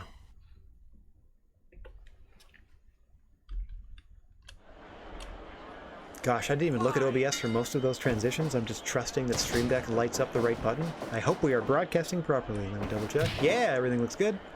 Eric Watts here, as we said, will be looking to lock on that STF that they have done a masterful job of wearing their opponents down for. And Greg the Hammer Valentine can take a beating. And we're looking to lock on that figure 4 as you see a very early pin attempt for Eric Watts, who must be salivating at the opportunity to work the forehead of Greg Valentine. Eric Watts' strategy this entire tournament has been to bust open, or attempt to bust open. Nice brainbuster there at a Valentine, but Eric Watts rolls through. Watts' strategy this whole tournament has been to critically wound the forehead of their opponent to the point of bleeding, or at least wearing them down so they can wrench the neck with that STF and put their opponent away. Greg Valentine, of course, will be looking to break those legs down of Eric Watts for that figure four. As you see a nice cover off the clothesline. Just a one count, though. Here in the semifinal rounds now, both of these competitors are on their third match of the night. So you're going to see a lot of pin attempts in this one, and don't expect it to go too long, as both of these men have been through wars. Valentine and Eric Watts at a bit of a stalemate, though. Of course, Eric Watts representing June's Father's Day here in the King of Calendar tournament, and Greg Valentine obviously representing February and St. Valentine's Day. As you see a nice pile driver there. 1, 2. I thought Valentine may have been off to the final as we crown our first ever King of Calendar here as part of today's Christmas Chaos show. Coming up after our semifinal rounds, we have the Solstice Showdown tag team match, and then following that we have the finals of the King of Calendar tournament, and our main event coming up later tonight, a 2 out of 3 fall, no padding grudge match, death match, featuring a very long-standing rivalry that goes back to, I'm going to say, the late 60s in Mexico. I can confirm that very shortly, I assure you. As you see that weird counter dropkick that almost looks like a mistimed move out of Eric Watts, but he's gotten great success with as it sends his opponent to the floor where there are no disqualifications, there are no countouts. This is where Eric Watts has done the majority of their damage to their opponents in the first 2 rounds, but you see Greg Valentine put up a heck of a fight. Oh, at least initially, before that big backdrop from Eric Watts to see what he can follow up with. Trying to keep the offensive. It's all a game of momentum here. If you can keep your opponent down, if you keep whittling away at their endurance, at their cardiovascular conditioning, at the very strength of the muscle groups of their limbs, you'll stand a better chance of securing that victory, and both these competitors know that all too well. Both technically submission style wrestlers. I wonder what the boo is there for. I think it's just supposed to look like a crappy dropkick. As you see Eric Watts able to shrug off that brainbuster from Greg Valentine. Has been able to keep the fight rolling. Victory roll! 3! Greg Valentine! I was about to commend Eric Watts for their momentum and their ability to keep the fight coming, but just like that, Greg Valentine with a victory roll is off to the finals, representing Valentine's Day. Greg the Hammer Valentine off to the finals of the first ever King of Calendar tournament. Oh boy, oh boy, oh boy, just like that.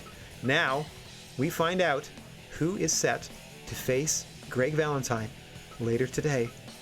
It is either going to be, representing May and Mother's Day, Shelton Benjamin, or representing October and Halloween, Hallowicked.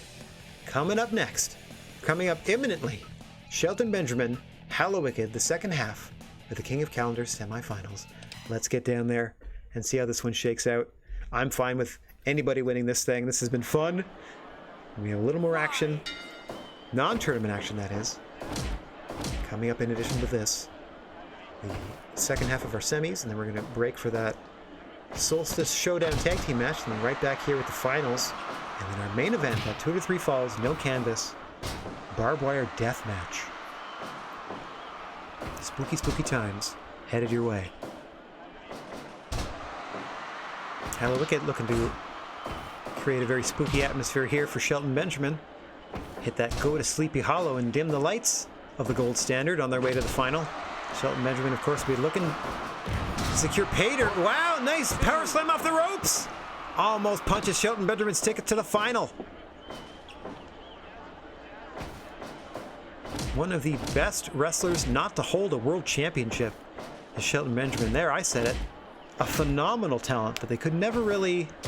Perhaps it was a conflict of personality or a lack of charisma on his part in terms of interview skills. As you see him hit pay dirt there early into the cover. 1, 2. Oh, Hallowicked just able to kick out. As I'm trying to put over Shelton Benjamin as being a phenomenal talent that has never held a very prominent title, and could this be the night that they win the King of Calendar Championship? They're certainly doing their part. Another pay dirt to Hallowicked. Shelton Benjamin looking to end things quick. 2, 3, got him! Shelton Benjamin making short work of Hallowicked. Goodness gracious me. And our finals are set just like that. This is going to be the lowest rated match ever. Wow, into the 50s. The worst match we've ever seen in our 25 weeks of doing Fire Pro streaming. But that's okay, because we have ourselves a final. Greg the Hammer Valentine, representing February and Valentine's Day, will be going one-on-one with Mother's Day's representative, Shelton Benjamin. Oh, that's awesome. All right, so I'm going to bot back here for just 1 second, because before we go to the finals of the King of Calendar tournament, I'm going to just do this real quick. And we're going to get ourselves...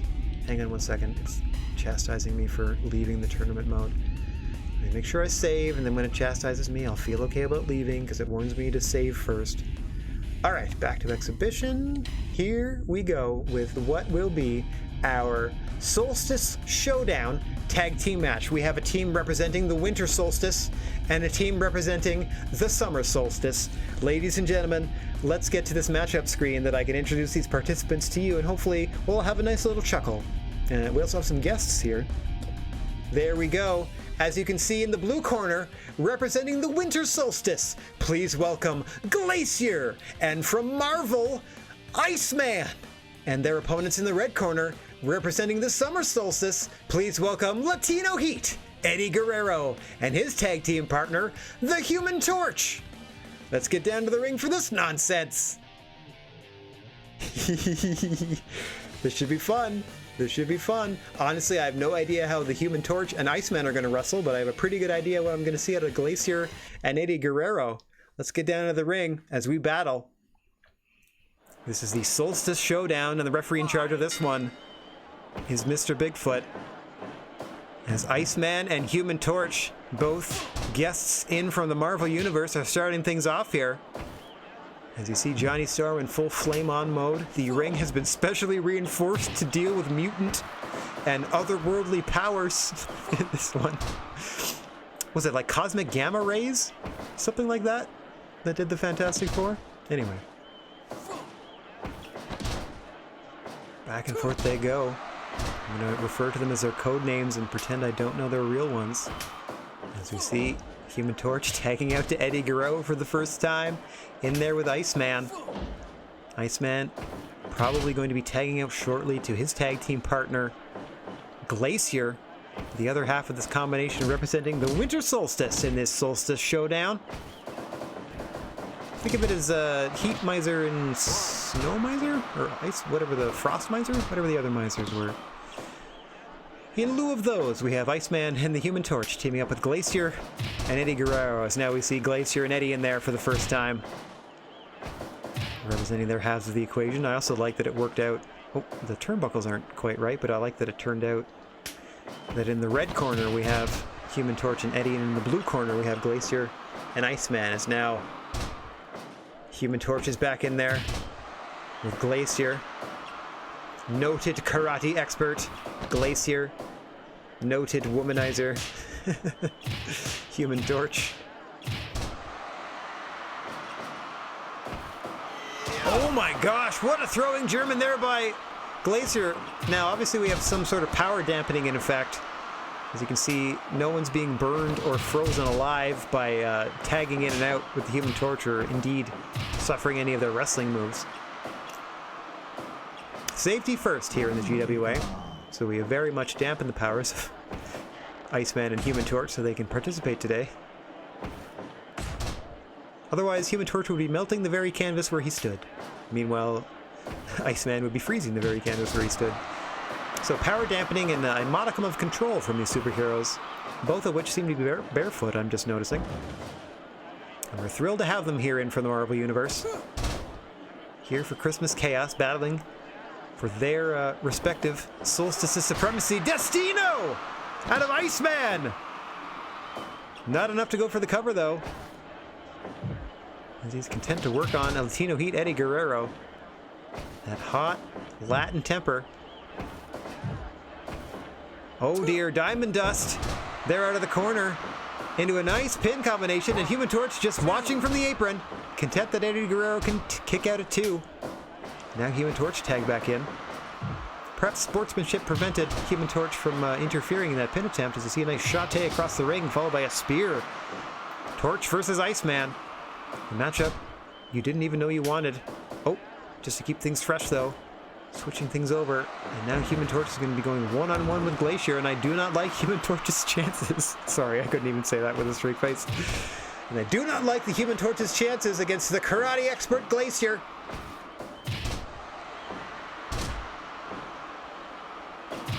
Mr. Bigfoot making sure to keep a distance from the Human Torch. You do not want all that wet fur going up in flames. Oh my, the smell alone. Oh, blowing a fireball into the face of Glacier.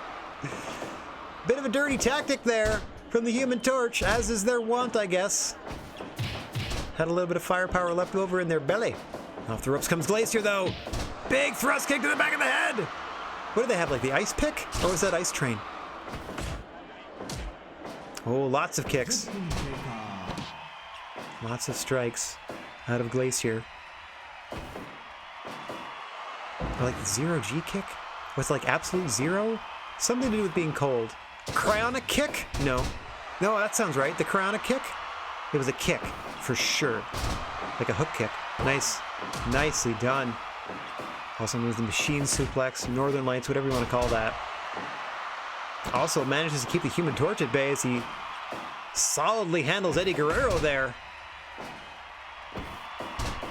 Glacier wrestling a heck of a match here as we see Eddie having to retreat to his corner.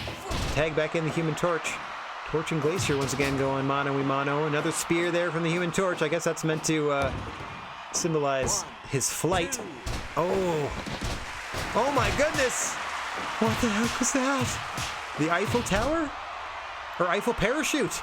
Oh my gosh, that's the old like Super Fire Pro Wrestling X Premium for the Super Nintendo type weirdness. Oh, into an armbar! Whoa! Some very grounded wrestling. Oh my! Out of Iceman, then immediately a nice roll up there into a victory roll. Counter for counter go. Human Torch and Iceman back and forth. These old friends, maybe a bit of a friendly rival, maybe former training partners.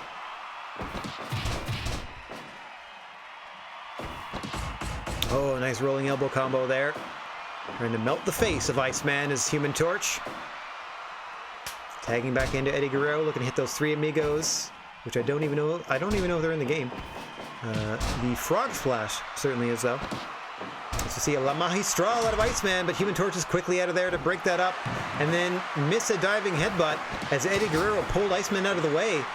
Miscommunication there from the Summer Solstice side. As you see Iceman able to tag out to Glacier. Summer versus winter here in this Solstice showdown.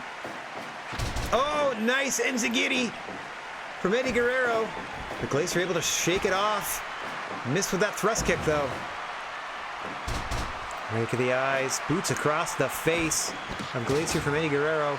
Up top he goes, looking for that frog splash. Too close to the ropes. Unfortunately broken up, but that would have been it. Glacier out of desperation with those rapid fire strikes, dazing Eddie Guerrero.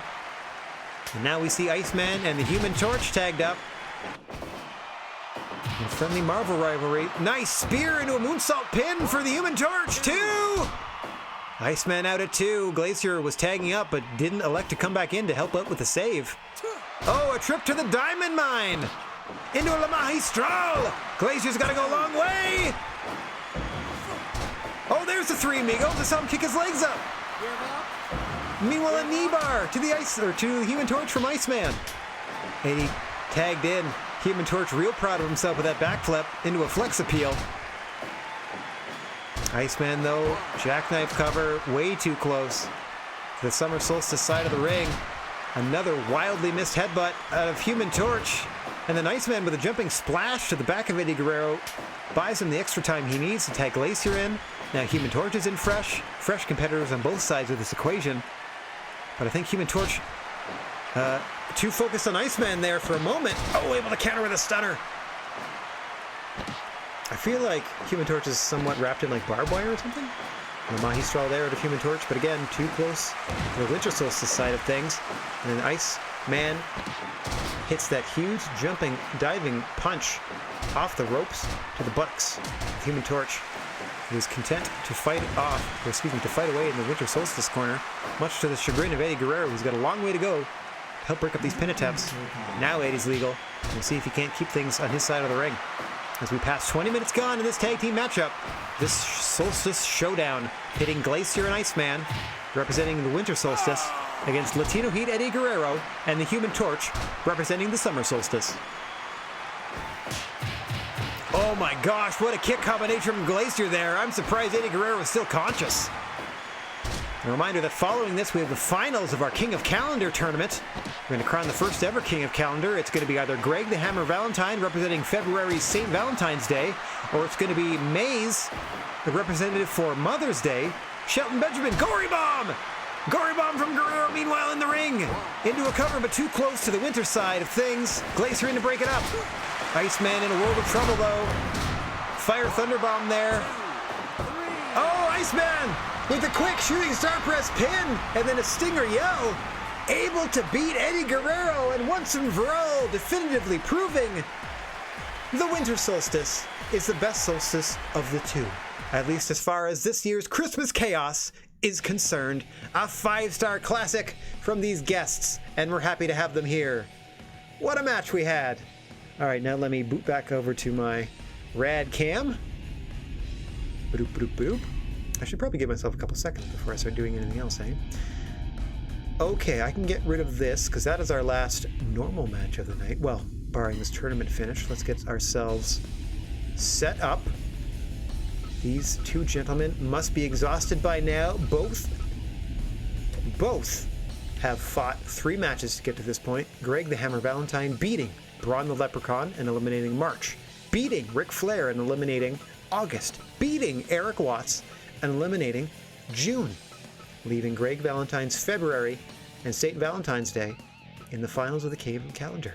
And on the other side of things, Shelton Benjamin beat Duke the Dumpster Drosy, beat the Bunny, beat Hallowicked, knocking off, in order, September, April, and October, leaving Shelton Benjamin's May and Mother's Day in the finals of the King of Calendar tournament. It is either going to be Valentine's Day or Mother's Day, and their representative standing tall at the end of this one. Let's get down to the ring for the finals.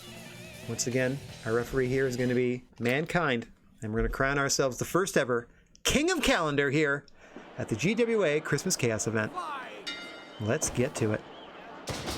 As we said, both these men near exhaustion after some wars early on in this one. Shelton probably a little better off than Greg, but as we know about Greg Valentine, they don't get warmed up for the first 10 minutes of a contest, and their 30-minute war in the opening round of this tournament with Braun the Leprechaun very much got them warmed up.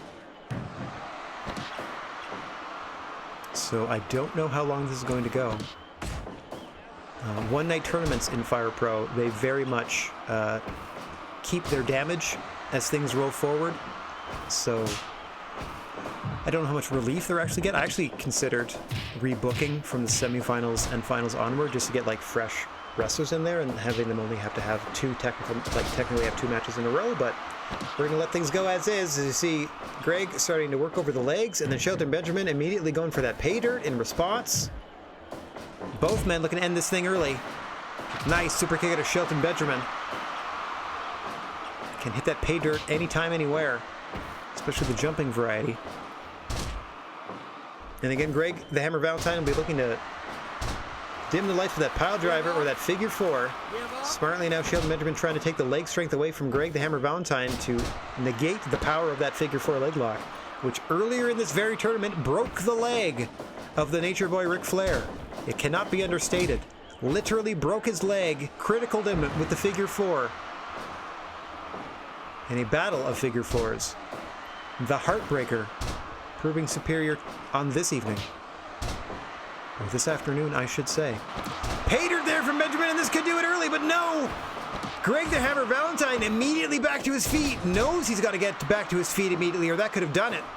On instinct. That old school mentality of Greg the Hammer Valentine. Never show weakness. This might do it, though. Back to the leg bar, but too close to the ropes is Benjamin himself. Oh, another Uranagi. Benjamin pouring it on. This could be it for Greg the Hammer Valentine. If he's not able to mount anything soon, another pay dirt, but too close to the ropes. Very hard to orient yourself north-south in these rings. A lot easier to go east-west and easiest of all to stick toward the center, as you see Shelton Benjamin there in the center of the ring now, allowing his opponent in this King of Calendar final contest, Greg the Hammer Valentine, to meet him in the center of the ring. Another Uranagi to Greg the Hammer Valentine. Benjamin bringing out the heavy-duty offense here, looking to put the hammer down. Slow and steady works Greg Valentine, though, trying to work on those legs. Coming up on the short end of the strike exchange with Shelton after that drop kick. And another pay dirt, but Valentine pops right back up again for the second time in the matchup after getting hit with a finish. Valentine is right back up and he just brainbustered Shelton Benjamin. Back to work on the legs. Again, slow and steady works Greg the Hammer Valentine, trying to break you down for that figure four. Shelton Benjamin getting a bit of time and distance here, sending the hammer to the floor so he can get a breather, and sportsmanship allowing Greg the Hammer Valentine to get a breather. As we now step back up in the ring, and the Valentine going right back to work on those legs of Shelton Benjamin. The focused attack as he wears him down for that figure four, but plenty left in the tank of the gold standard as he hits yet another pay dirt. Able to roll into a cover this time. 1, 2, 3, there it is! Shelton Benjamin living up to his name as the gold standard. Your first ever King of Calendar belongs to May, and its Mother's Day representative, Shelton Benjamin. That was fun. Not quite the barn burner we were expecting. All right. Not great. Yay! Victory! The King of Calendar! Shelton Benjamin! Look at this sparkly page. Also, a new champion has been crowned because I literally made him a King of Calendar belt.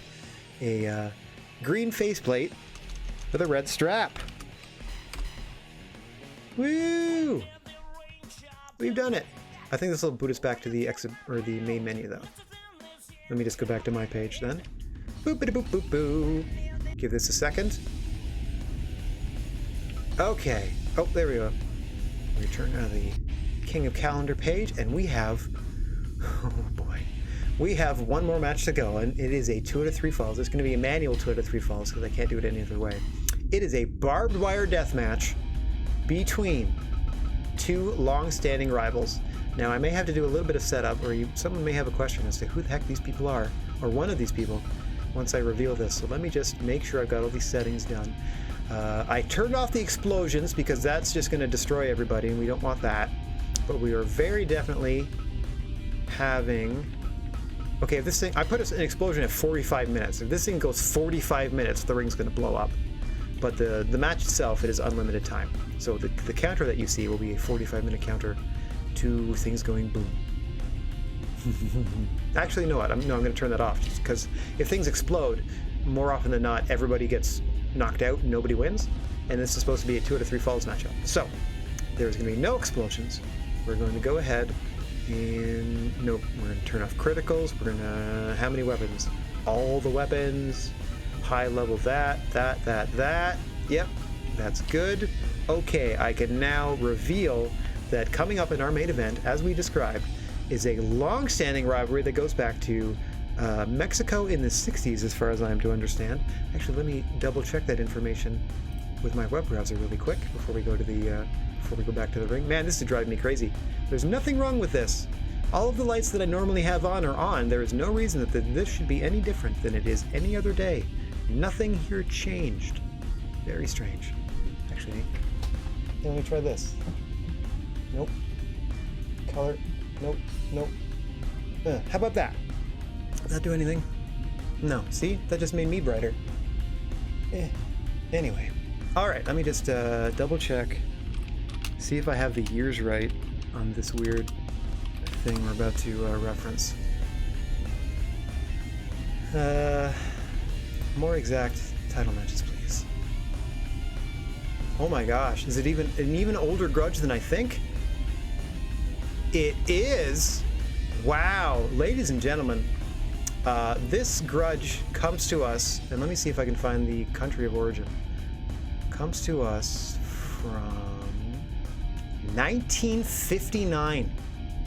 This movie happened. Yes, it is very much Spanish, so it is very much a Mexican film.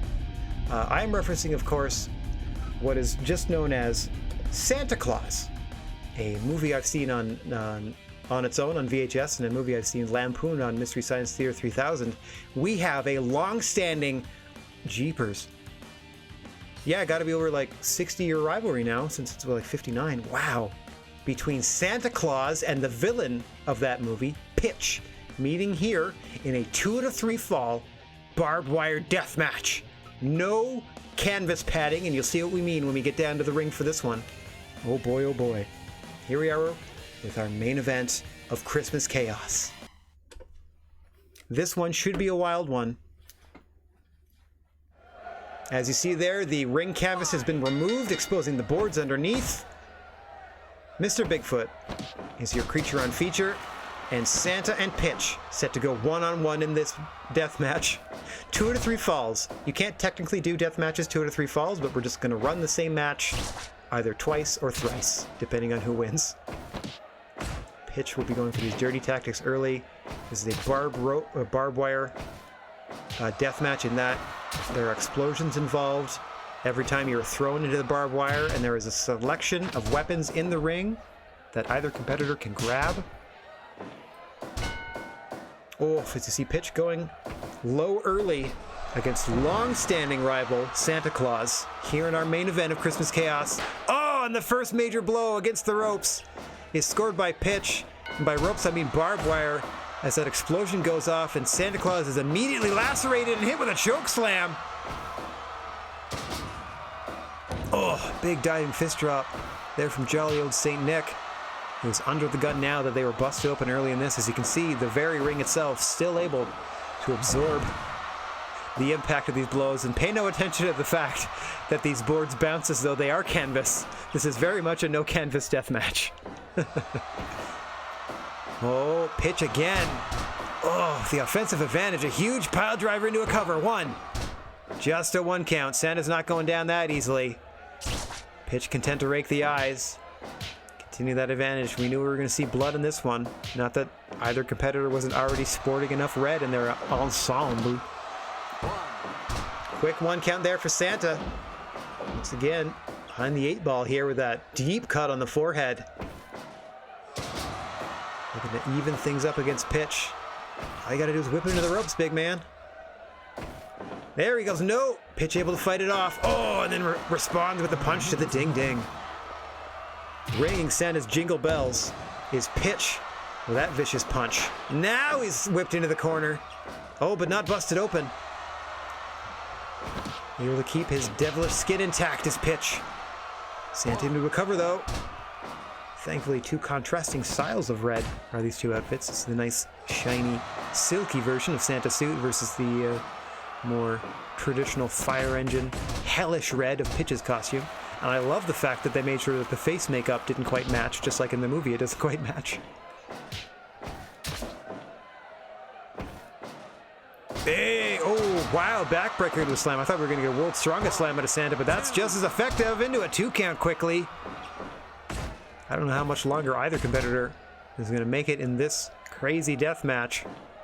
Neither one opting for a weapon yet, as far as I can tell. Most of the violence coming from whipping your opponent into the other side of the ropes. Again, Pitch. Santa doing his best to try to bust him open. Nothing doing so far, but explosion after explosion into the back of Pitch. Thanks to Santa. Nice backbreaker into a slam. Just a 2 count, says the GWA senior official, Mr. Bigfoot. Tasked here to referee the main event of Christmas Chaos. And I'm just thinking now, wouldn't it be fun to do 3 stages of hell? So we're going to do barbed wire death match for match number 1. And then we're going to go to like the fluorescent light tube match, I guess, for number 2. And then if we need a 3rd fall, maybe we'll go to a cage. We can do what we want. It's Christmas. Santa now working Pitch back to the center of the ring. Oh, and then back into the corner, off the ropes. And I use that term loosely because they are absolutely barbed wire. Santa with a meaty deadlift German onto that steel chair. Oh, but Pitch going to the eyes. Santa disoriented there, trying to back off and get some space. Will they clear their vision? Oh, now we see a weapon come into play as Pitch. First to grab that sledgehammer. Use it to poke Santa in the kidneys, but I gotta tell you, Santa's got a bit of padding there. Able to absorb that blow. Another backbreaker slam. Getting closer and closer to Santa Claus to putting Pitch away. Barely able to escape another backbreaker slam, but Santa's in a bad way now. Sucking wind. Unable to. Just gassed. And now Pitch. Ushi-garoshi. Now he's got a bit of table that he jams Santa in the gut with. Choke slam onto the table. Oh, and then he misses a fireball, but Santa's got nothing left. Santa now trying to get some wind back here. Oh, able to whip Pitch back into those barbed wire. Back in that barbed wire. Explosions every time. Oh, no! Oh, what a suplex this is. 1, 2. Almost put Santa down this Pitch. What an interesting combination there. Variation on a fisherman suplex with an extra twist involved. Thought he might have been going for a paradise lock. Flipped him over into a beautiful suplex pin. Oh dear, oh dear. Big pile driver there. Right onto those exposed wooden boards. Santa able to counter though. Nice Mexican arm whip there. Must have picked up in his time. And there, oh, snake charmed with Santa. Interesting tactic from Pitch there, trying to distract him again. Look at that. What a pitting predicament. And it proves too much for Santa Claus, who drops the first fall to Pitch. Oh dear, oh dear. Oh dear, oh dear. A good one though. Varelli's Lament is apparently the name of that move. It must be their finish. So Pitch wins the first fall in the barbed wire death match. Bum bum bum. Let me just pop over here while I set up fall number 2. Hang on 1 second. It's not going to be a barbed wire. Is it landmine? What's the other type? It must be landmine. Landmine, please. All right, give me 1 second. This will take, I didn't preset this one up, so this will take just a second. Let me get the ring proper. We're staying within no canvas Christmas death matches. We are keeping senior official Sasquatch / Mr. Bigfoot in charge of this one. Corner options. That.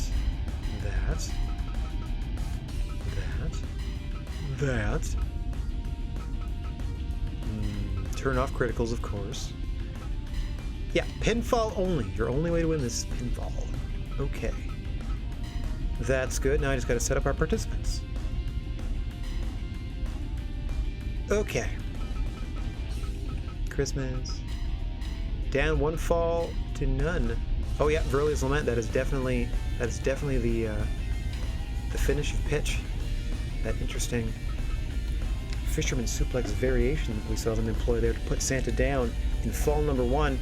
We're about to see though if they have similar success in the second fall of this matchup. We are set to go here for a landmine death match. This one a little easier to deal with, I would hope, for Santa Claus, as they now have a bevy of toys in a couple of the corners that they can both draw from. Let's get down to the ring and see how Santa is able to adapt and see if they can even things out 1 fall apiece. As you see now, the ring's surrounded by normal ropes, but then we have those boards with barbed wire on them and fluorescent light tube boards in the corner with a ton of weapons on offer in the ring as well. Pitch starting things off with a nice strike combo. Oh, looks to be looking toward those fluorescent light tube boards. Again, you don't get hurt against the ropes here, but if you're thrown to the floor, I believe those barbed wire boards are also set to explode on contact. So it is a landmine death match after all. Those boards are heavily laden on the floor. As you see Santa now able to overpower Pitch and send them out to the floor. That's what we were talking about. An immediate explosion there felt by Pitch. And busted open is the little goblin early on in this one, much to Santa's enjoyment, as he sends them back out to the floor for another explosion. Pitch fighting his way out of that barbed wire, having to crawl his way back into the ring after each and every time he's sent to the floor and blown up. As you can see, Santa just leaning his weight on him with that pin attempt and a little pool of blood left over. Don't worry, the canvas will absorb it and his fights will get stronger here in the GWA. Oh, as you see that lingering snake charming effect in the arena. Very creepy there from Pitch, who now sends Santa out to the floor for the first time. Jolly old St. Nick. Taste of his own medicine. I believe both men now are busted open, if I'm not mistaken. We'll see the first time. Yeah, I see Pitch bleeding there. We'll see the next time Santa falls. I see a little bit of blood, I think, on the forehead. Oh! Whipped into that fluorescent tube in the corner. Nice work from Santa there. Yeah, as you see both men now busted open. Santa trying to hold that advantage for as long as he could. Served pitch well in the first fall of this matchup. Pitches up 1-0, winning with Lorelli's Lament, I believe it's called. In the, hang on, pin attempt here. In the barbed wire deathmatch fall. We are now set up, and I realized we could have done this backwards, and it sort of would have made sense if they removed the ropes later, but we put the ropes back on, and we're having ourselves a landmine deathmatch in fall 2, and should Santa win this one to set up a third fall, we're going to go to a cage match to settle this once and for all. Pitch versus Santa. Oh, a huge chokeslam from Pitch. Again, this rivalry goes back to the 1959 Mexican movie that we know in North America, or in the other parts of North America, United States and Canada at least, as simply Santa Claus. A movie wherein Santa must thwart this devil Pitch in order to save Christmas. So far, Santa has not done much thwarting this evening, as Pitch is up 1-0 in this best 2 out of 3 fall deathmatch competition. You see Santa adjusting his belt there. Taking a bit of breath. Oh no, Lorelli's Lament in the corner. There are no rope breaks. Oh, Santa almost put down a second time in a row, and another chokeslam from Pitch, who is running away with this deathmatch competition so far.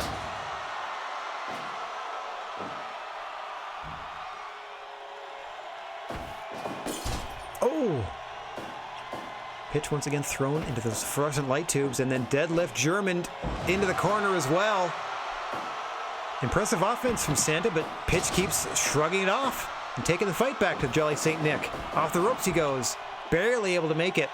As you can see, Santa just lumbering now. Not built for long-term competition is Santa Claus. Perhaps a bit of that extra weight starting to slow him down. Nice abdominal stretch, though. There are no submissions in this match. It is pinfall only, so all you're going to do is damage your opponent with moves like that. Santa now waving to the crowd. They're as happy to see him as he's happy to see them. Catching his breath now as we pass the 10-minute mark. Pitches up for an Ushigoroshi. Oh, a kick to the ding-ding. Oh, ringing the jingle bells of Santa Claus once more is Pitch. And then a neck crank. Oh, a variation of Pitch's own move. A fisherman buster there from Santa Claus. A little bit of Pitch's own medicine. How does it taste?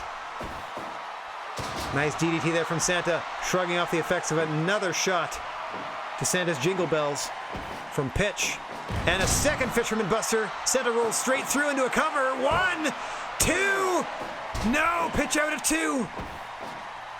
Backbreaker slam from Santa, but he doesn't have enough to go for the cover. Santa's exhausted himself trying to fight off this devil. Pitch back into the center of the ring with a big pile driver. Oh, Santa counters. Another beautiful arm whip. Buys himself some time. Able to get his breath back just a little bit here is Santa.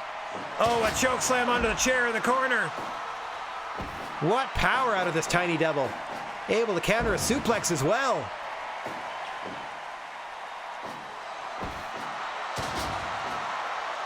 Santa giving all he's got, but you can see how it wins him so. Shot to the gut there by Pitch, who's coming off the ropes. Misses with a Yakuza kick. That's something you do to a standing opponent. But he hits his finish in the middle of the ring! Oh my goodness gracious me. Santa goes down. 2 straight falls. Christmas is over. Pitch wins. Pitch wins.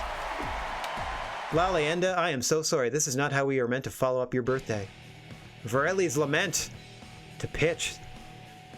Man, oh man, Santa put up a good fight, but not good enough. Let's bop back to this camp for just 1 second, as I'm hearing a rumbling from the crowd. We have another competitor. We are still going to get this third fall in. We're going to do a cage match regardless.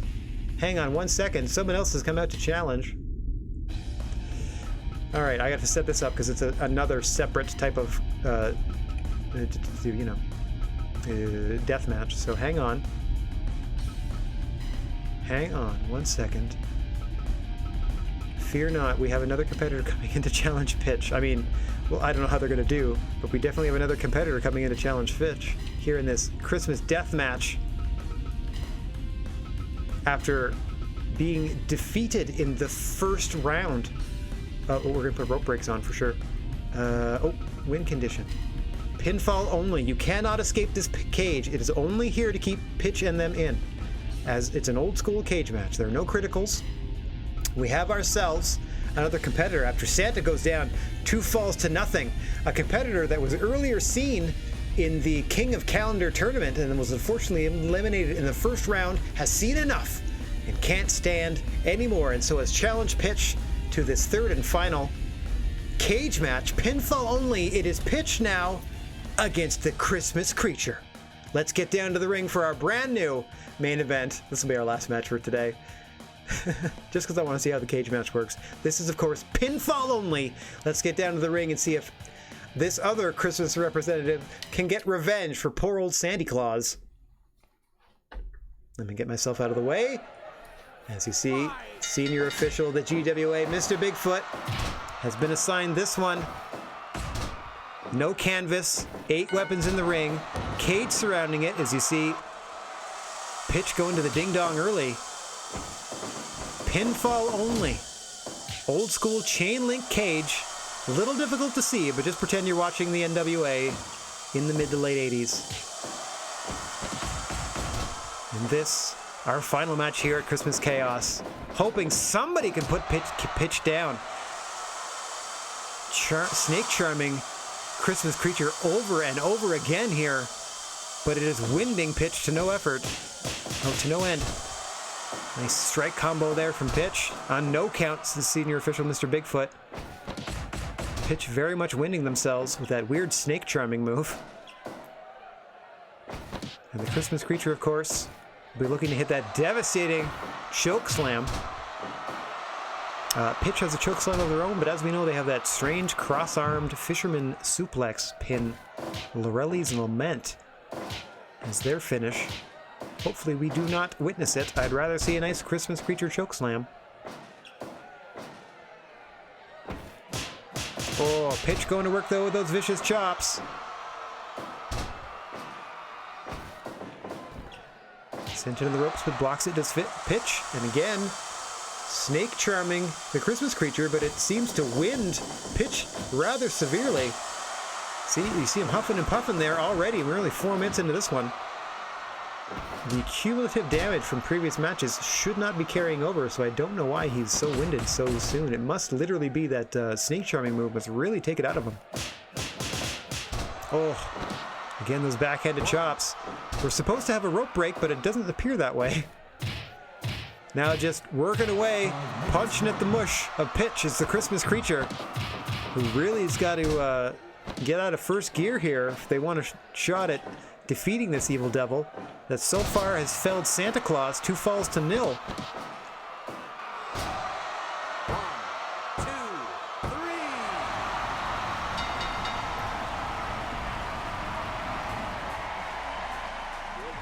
Pitch is unstoppable. I don't know what to tell you. Pitch seems to be unstoppable. 5.5 minutes it only took. Lorelli's Lament, and it's all over. Then we go back to Radcam. Wow, I've never had this happen before. I mean, it's hilarious, don't get me wrong. Hang on, I'm going to try one last thing. This is actually going to involve rebooting this game, this tactic. Hang on, because I have to go to my library. I got to bring in a ringer. I got to find somebody to fight Pitch. And there's only one person I can think of to come to the aid of Santa. Are you serious? Hang on one second. How do you not have... Yeah, that's what I thought. Hang on.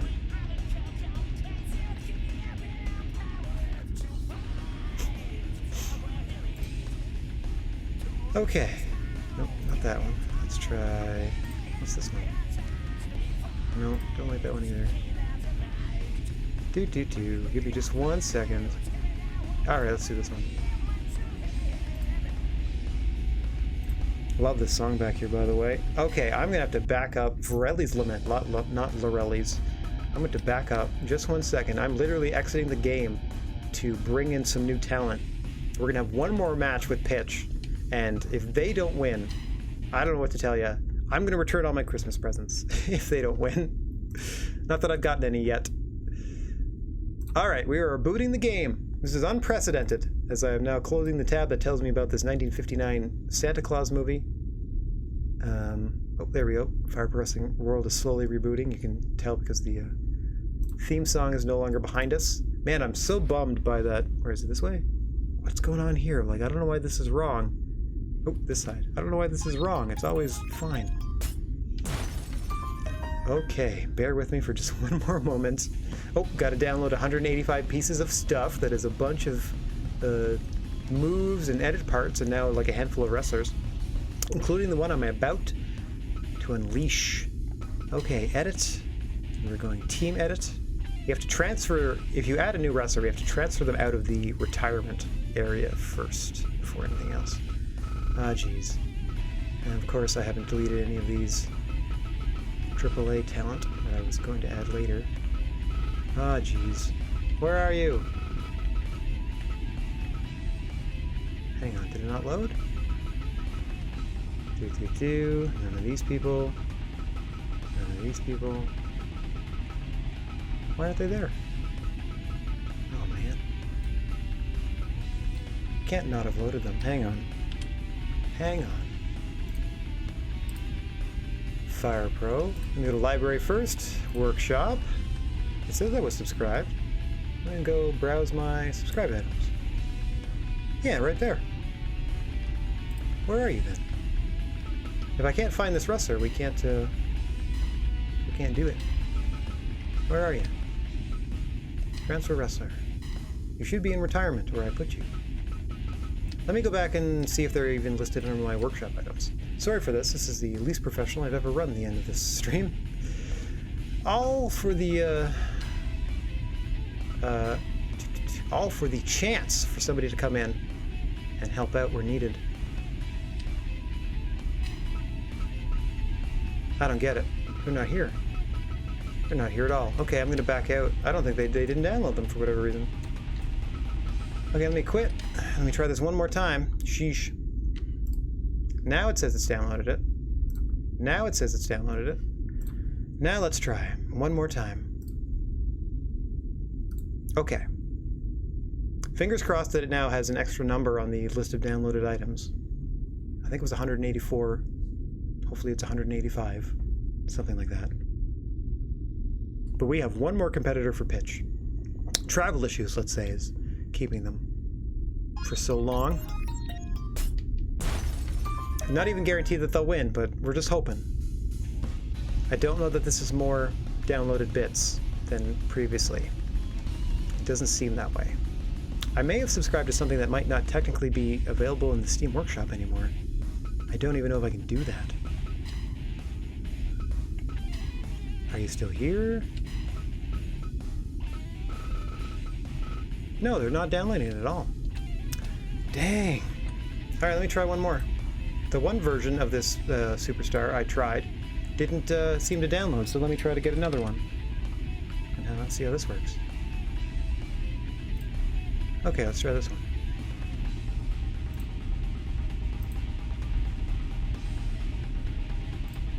And this one. There, I have a couple versions of it now. All of which should have been downloaded. There, they're downloading. Workshop content. Okay. Now let me restart this. Last time I promised, if it doesn't work now, just put sad trumpet noise underneath me just like losing the desire to live. Not literally, just it's just going to be a non-finish. I'll just do a 2-on-1 match. If this doesn't work, I'll just do a 2-on-1 match with the existing wrestlers. Got to beat pitch. I was so hoping Santa would at least take one of the falls. Last chance. Last chance, game. I'm looking for more than 185 downloaded bits. Give me some options here. Okay, these last two seem to have downloaded, so I'm going to choose one of these two.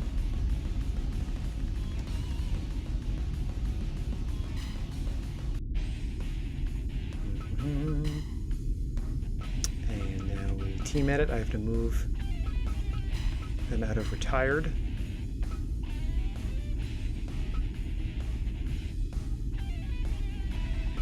Okay, let's do this one. Put you into the Christmas folder, and then now I can set this up. Oh boy, we're so close. Now it can actually happen. All right, we're not going to do cage match. That was silly. We're going to go back to the barbed wire death match with the barbed wire ropes, which will make sense in just 1 second. Everything else is the same? Didn't keep my... Okay, everything else is the same. I didn't keep my competitors set, though, so let me just do that quickly. And here we are. Here is our new matchup. We have one more death match to go, and I'm hoping this isn't offensive, but stepping up to defend Christmas, JC in the house. JC versus Pitch. Barbed wire death match. Let's do this. Jesus is looking shredded for this one. Let me get out of the way. Oh, Pitch immediately going back to that neck. Good gracious me, the Son of the Lord looks ripped to shreds to defend the honor of Christmas here against the, to this point, undefeated Pitch, who has put down Santa and the Christmas creature to this point. Now we're getting super serious. Is Jesus Christ. Yeah, he says. He's here in the flesh to try to take down this devilish Pitch once and for all. Oh, snake charming won't work on the Son of the Lord. Though it looks like, oh my gosh, Jesus has stigmata. Oh man. Oh, another huge striking combination from Pitch.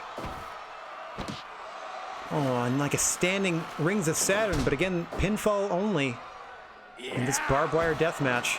Again, if JC can't put down Pitch on their own, I'm literally going to do a 3-on-1 match with Santa, JC, and the Christmas creature against this fool. We're going to end this sucker on a high note, whether Pitch likes it or not, and preferably not. Oh. See Jesus trying to send Pitch and those barbed wire there, but Pitch responds with a pile driver onto a chair. Just a 1 count, says senior GWA official, Mr. Bigfoot. Deep hook of the leg from Jesus, who looks to be flexing just constantly in this one. Oh no! Whipped into the ropes now as the Son of God. 1 count there for Pitch. No rope breaks, obviously, because there are no ropes in this one. Also no submissions. This is pins only. 5 minutes past in this one. Oh, there it is. Verley's Lament to JC. Almost puts Jesus away. I would have been real sad for that. But again, if it happens, we're doing a 3-on-1 match, and they better not lose to Pitch 3-on-1. That would be impossible. I mean, it should be impossible. I'm not going to guarantee it is. Oh, once again into the ropes. Oh, and then grinding the back of his head into that barbed wire baseball bat is Jesus. Yes, Pitch busted open, and now he applies a figure 4. Again, Pitch was aiming toward those ropes, but there's no rope break and there's no submissions in this match. You're just doing damage to your opponent. JC going to work here on Pitch.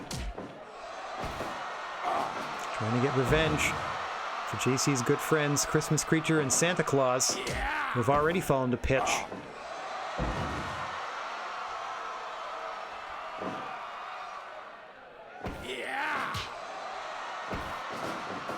Oh, back into the ropes. Lack of ropes. Back into the barbed wire. Goes Pitch. Huge powerbomb whip from Jesus. That's his finish, by the way. Big old powerbomb, but he eats a choke slam from Pitch. After a rake of the eyes, Pitch knows he's in trouble, resulting to dirty tactics there to try to get back into this. Oh, huge headbutt from Jesus. Extra devastating with that crown of thorns on. Ushigoroshi! That's got to hurt the knee of Pitch just as it hurts the head of Jesus. Oh, and a fireball to the eyes! Oh, and then he's whipped immediately into the ropes, this Pitch. Jesus not giving up without a fight. And what a fight! Into the ropes he goes again. 10 minutes gone in this one. Oh, Virilli's Lament again to Jesus. 1, 2, 3.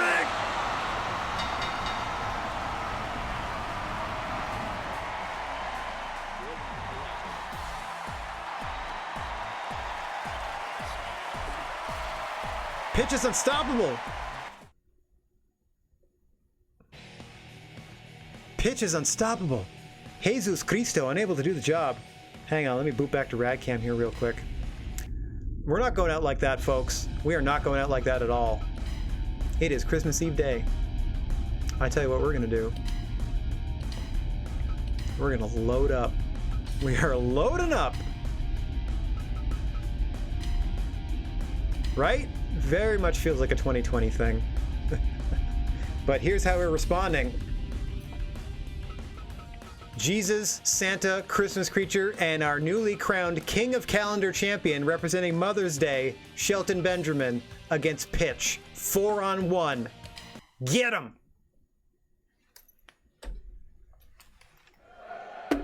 Get him! Immediate demolition beatdown to Pitch. This should be lovely.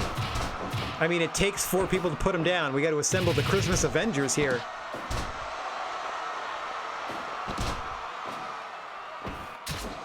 I literally can't put any more people against Pitch than 4. It would be amazing if I could fill the rest of the ring like 7-on-1, but...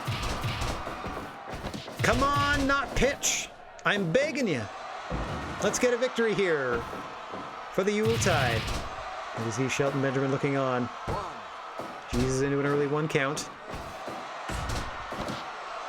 Another hook of the leg there.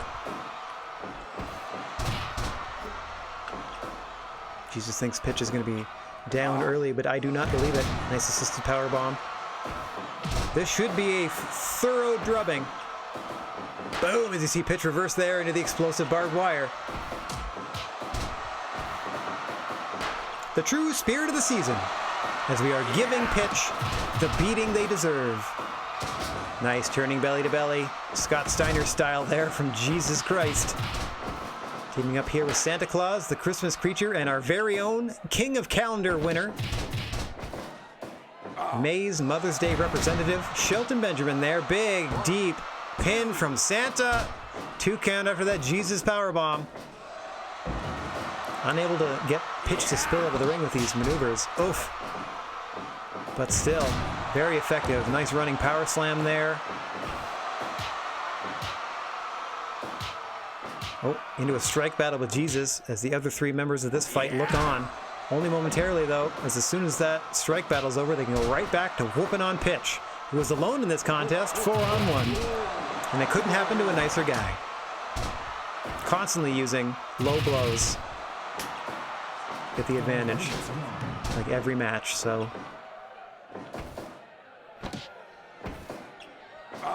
Another assisted powerbomb there from Santa and Jesus.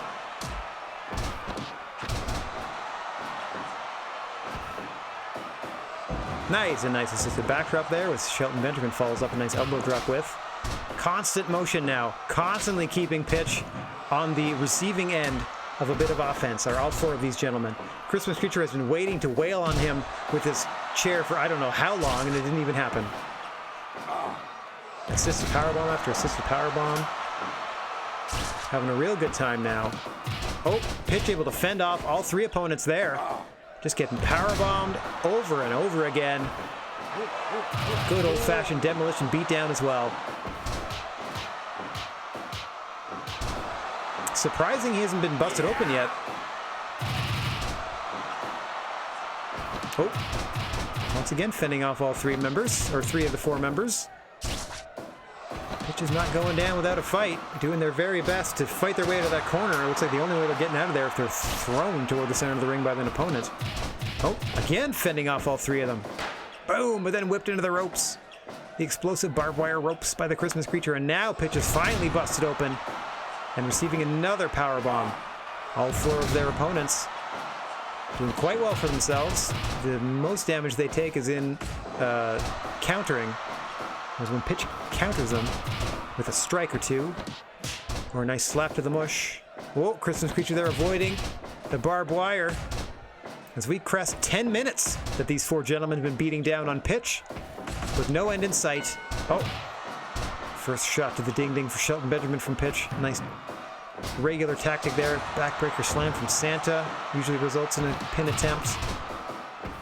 Might be too many cooks in the kitchen to put pitch away properly. Here we go. Nice German suplex. 1, 2, 3. As you see, our reigning king of calendar champion, Shelton Benjamin, representing Mother's Day in May, is the one to score the decisive pinfall with a German suplex on pitch, thereby saving Christmas, as far as we want to understand it. Now, for the last time, let's go back to the rad cam. Oh man, I have so many windows open now. Trying to get this thing working right. Okay, that is going to be all for me for today. I'd like to thank everybody for watching, no matter where or when you happen to be. I'm wishing everybody out there chill vibes and, for the moment, non-contact high fives. If you find yourself in possession of a plethora of positive energy, please share it if you can spare it. And don't forget about your old pal, the Silent G, Rad Gnarly, saying so long for now. I'm actually going to be back in a couple of hours for our final night of holiday watch-alongs, and it is Christmas Eve, so I am finally watching the live-action version of How the Grinch Stole Christmas. That's right, it's been out for 20 years. I've never seen it. So that happens at 7 p.m. Eastern tonight, and then I'm right back here, Christmas Day, 2 p.m., for a little holiday hidden object fun. Just a little chill stream for those that might need it. Until then, TTFN, let's find somebody else that's live and in color to share some love to. There we go, let's go say hi to Dork Chop real quick. See if I can do this to bring up their feed first. That didn't work too badly, and then go ahead and send them that raid. Okay, thanks very much for sticking with me for this very special Christmas Eve Day edition of the GWA and Christmas Chaos. We're going to be back to our regular GWA action next week, where, as we said, we are building towards, at least in that first show, I know for a fact, in my head, I have booked the main event to be Will Ospreay defending the GWA Championship against the Hollywood hunk, Jack Howard, who, as we all know, has been on that ridiculous tear as a champion. Let's see if they can bring home the main gold. All right, take care, everybody. Let's get the heck on out of here. See you in a few.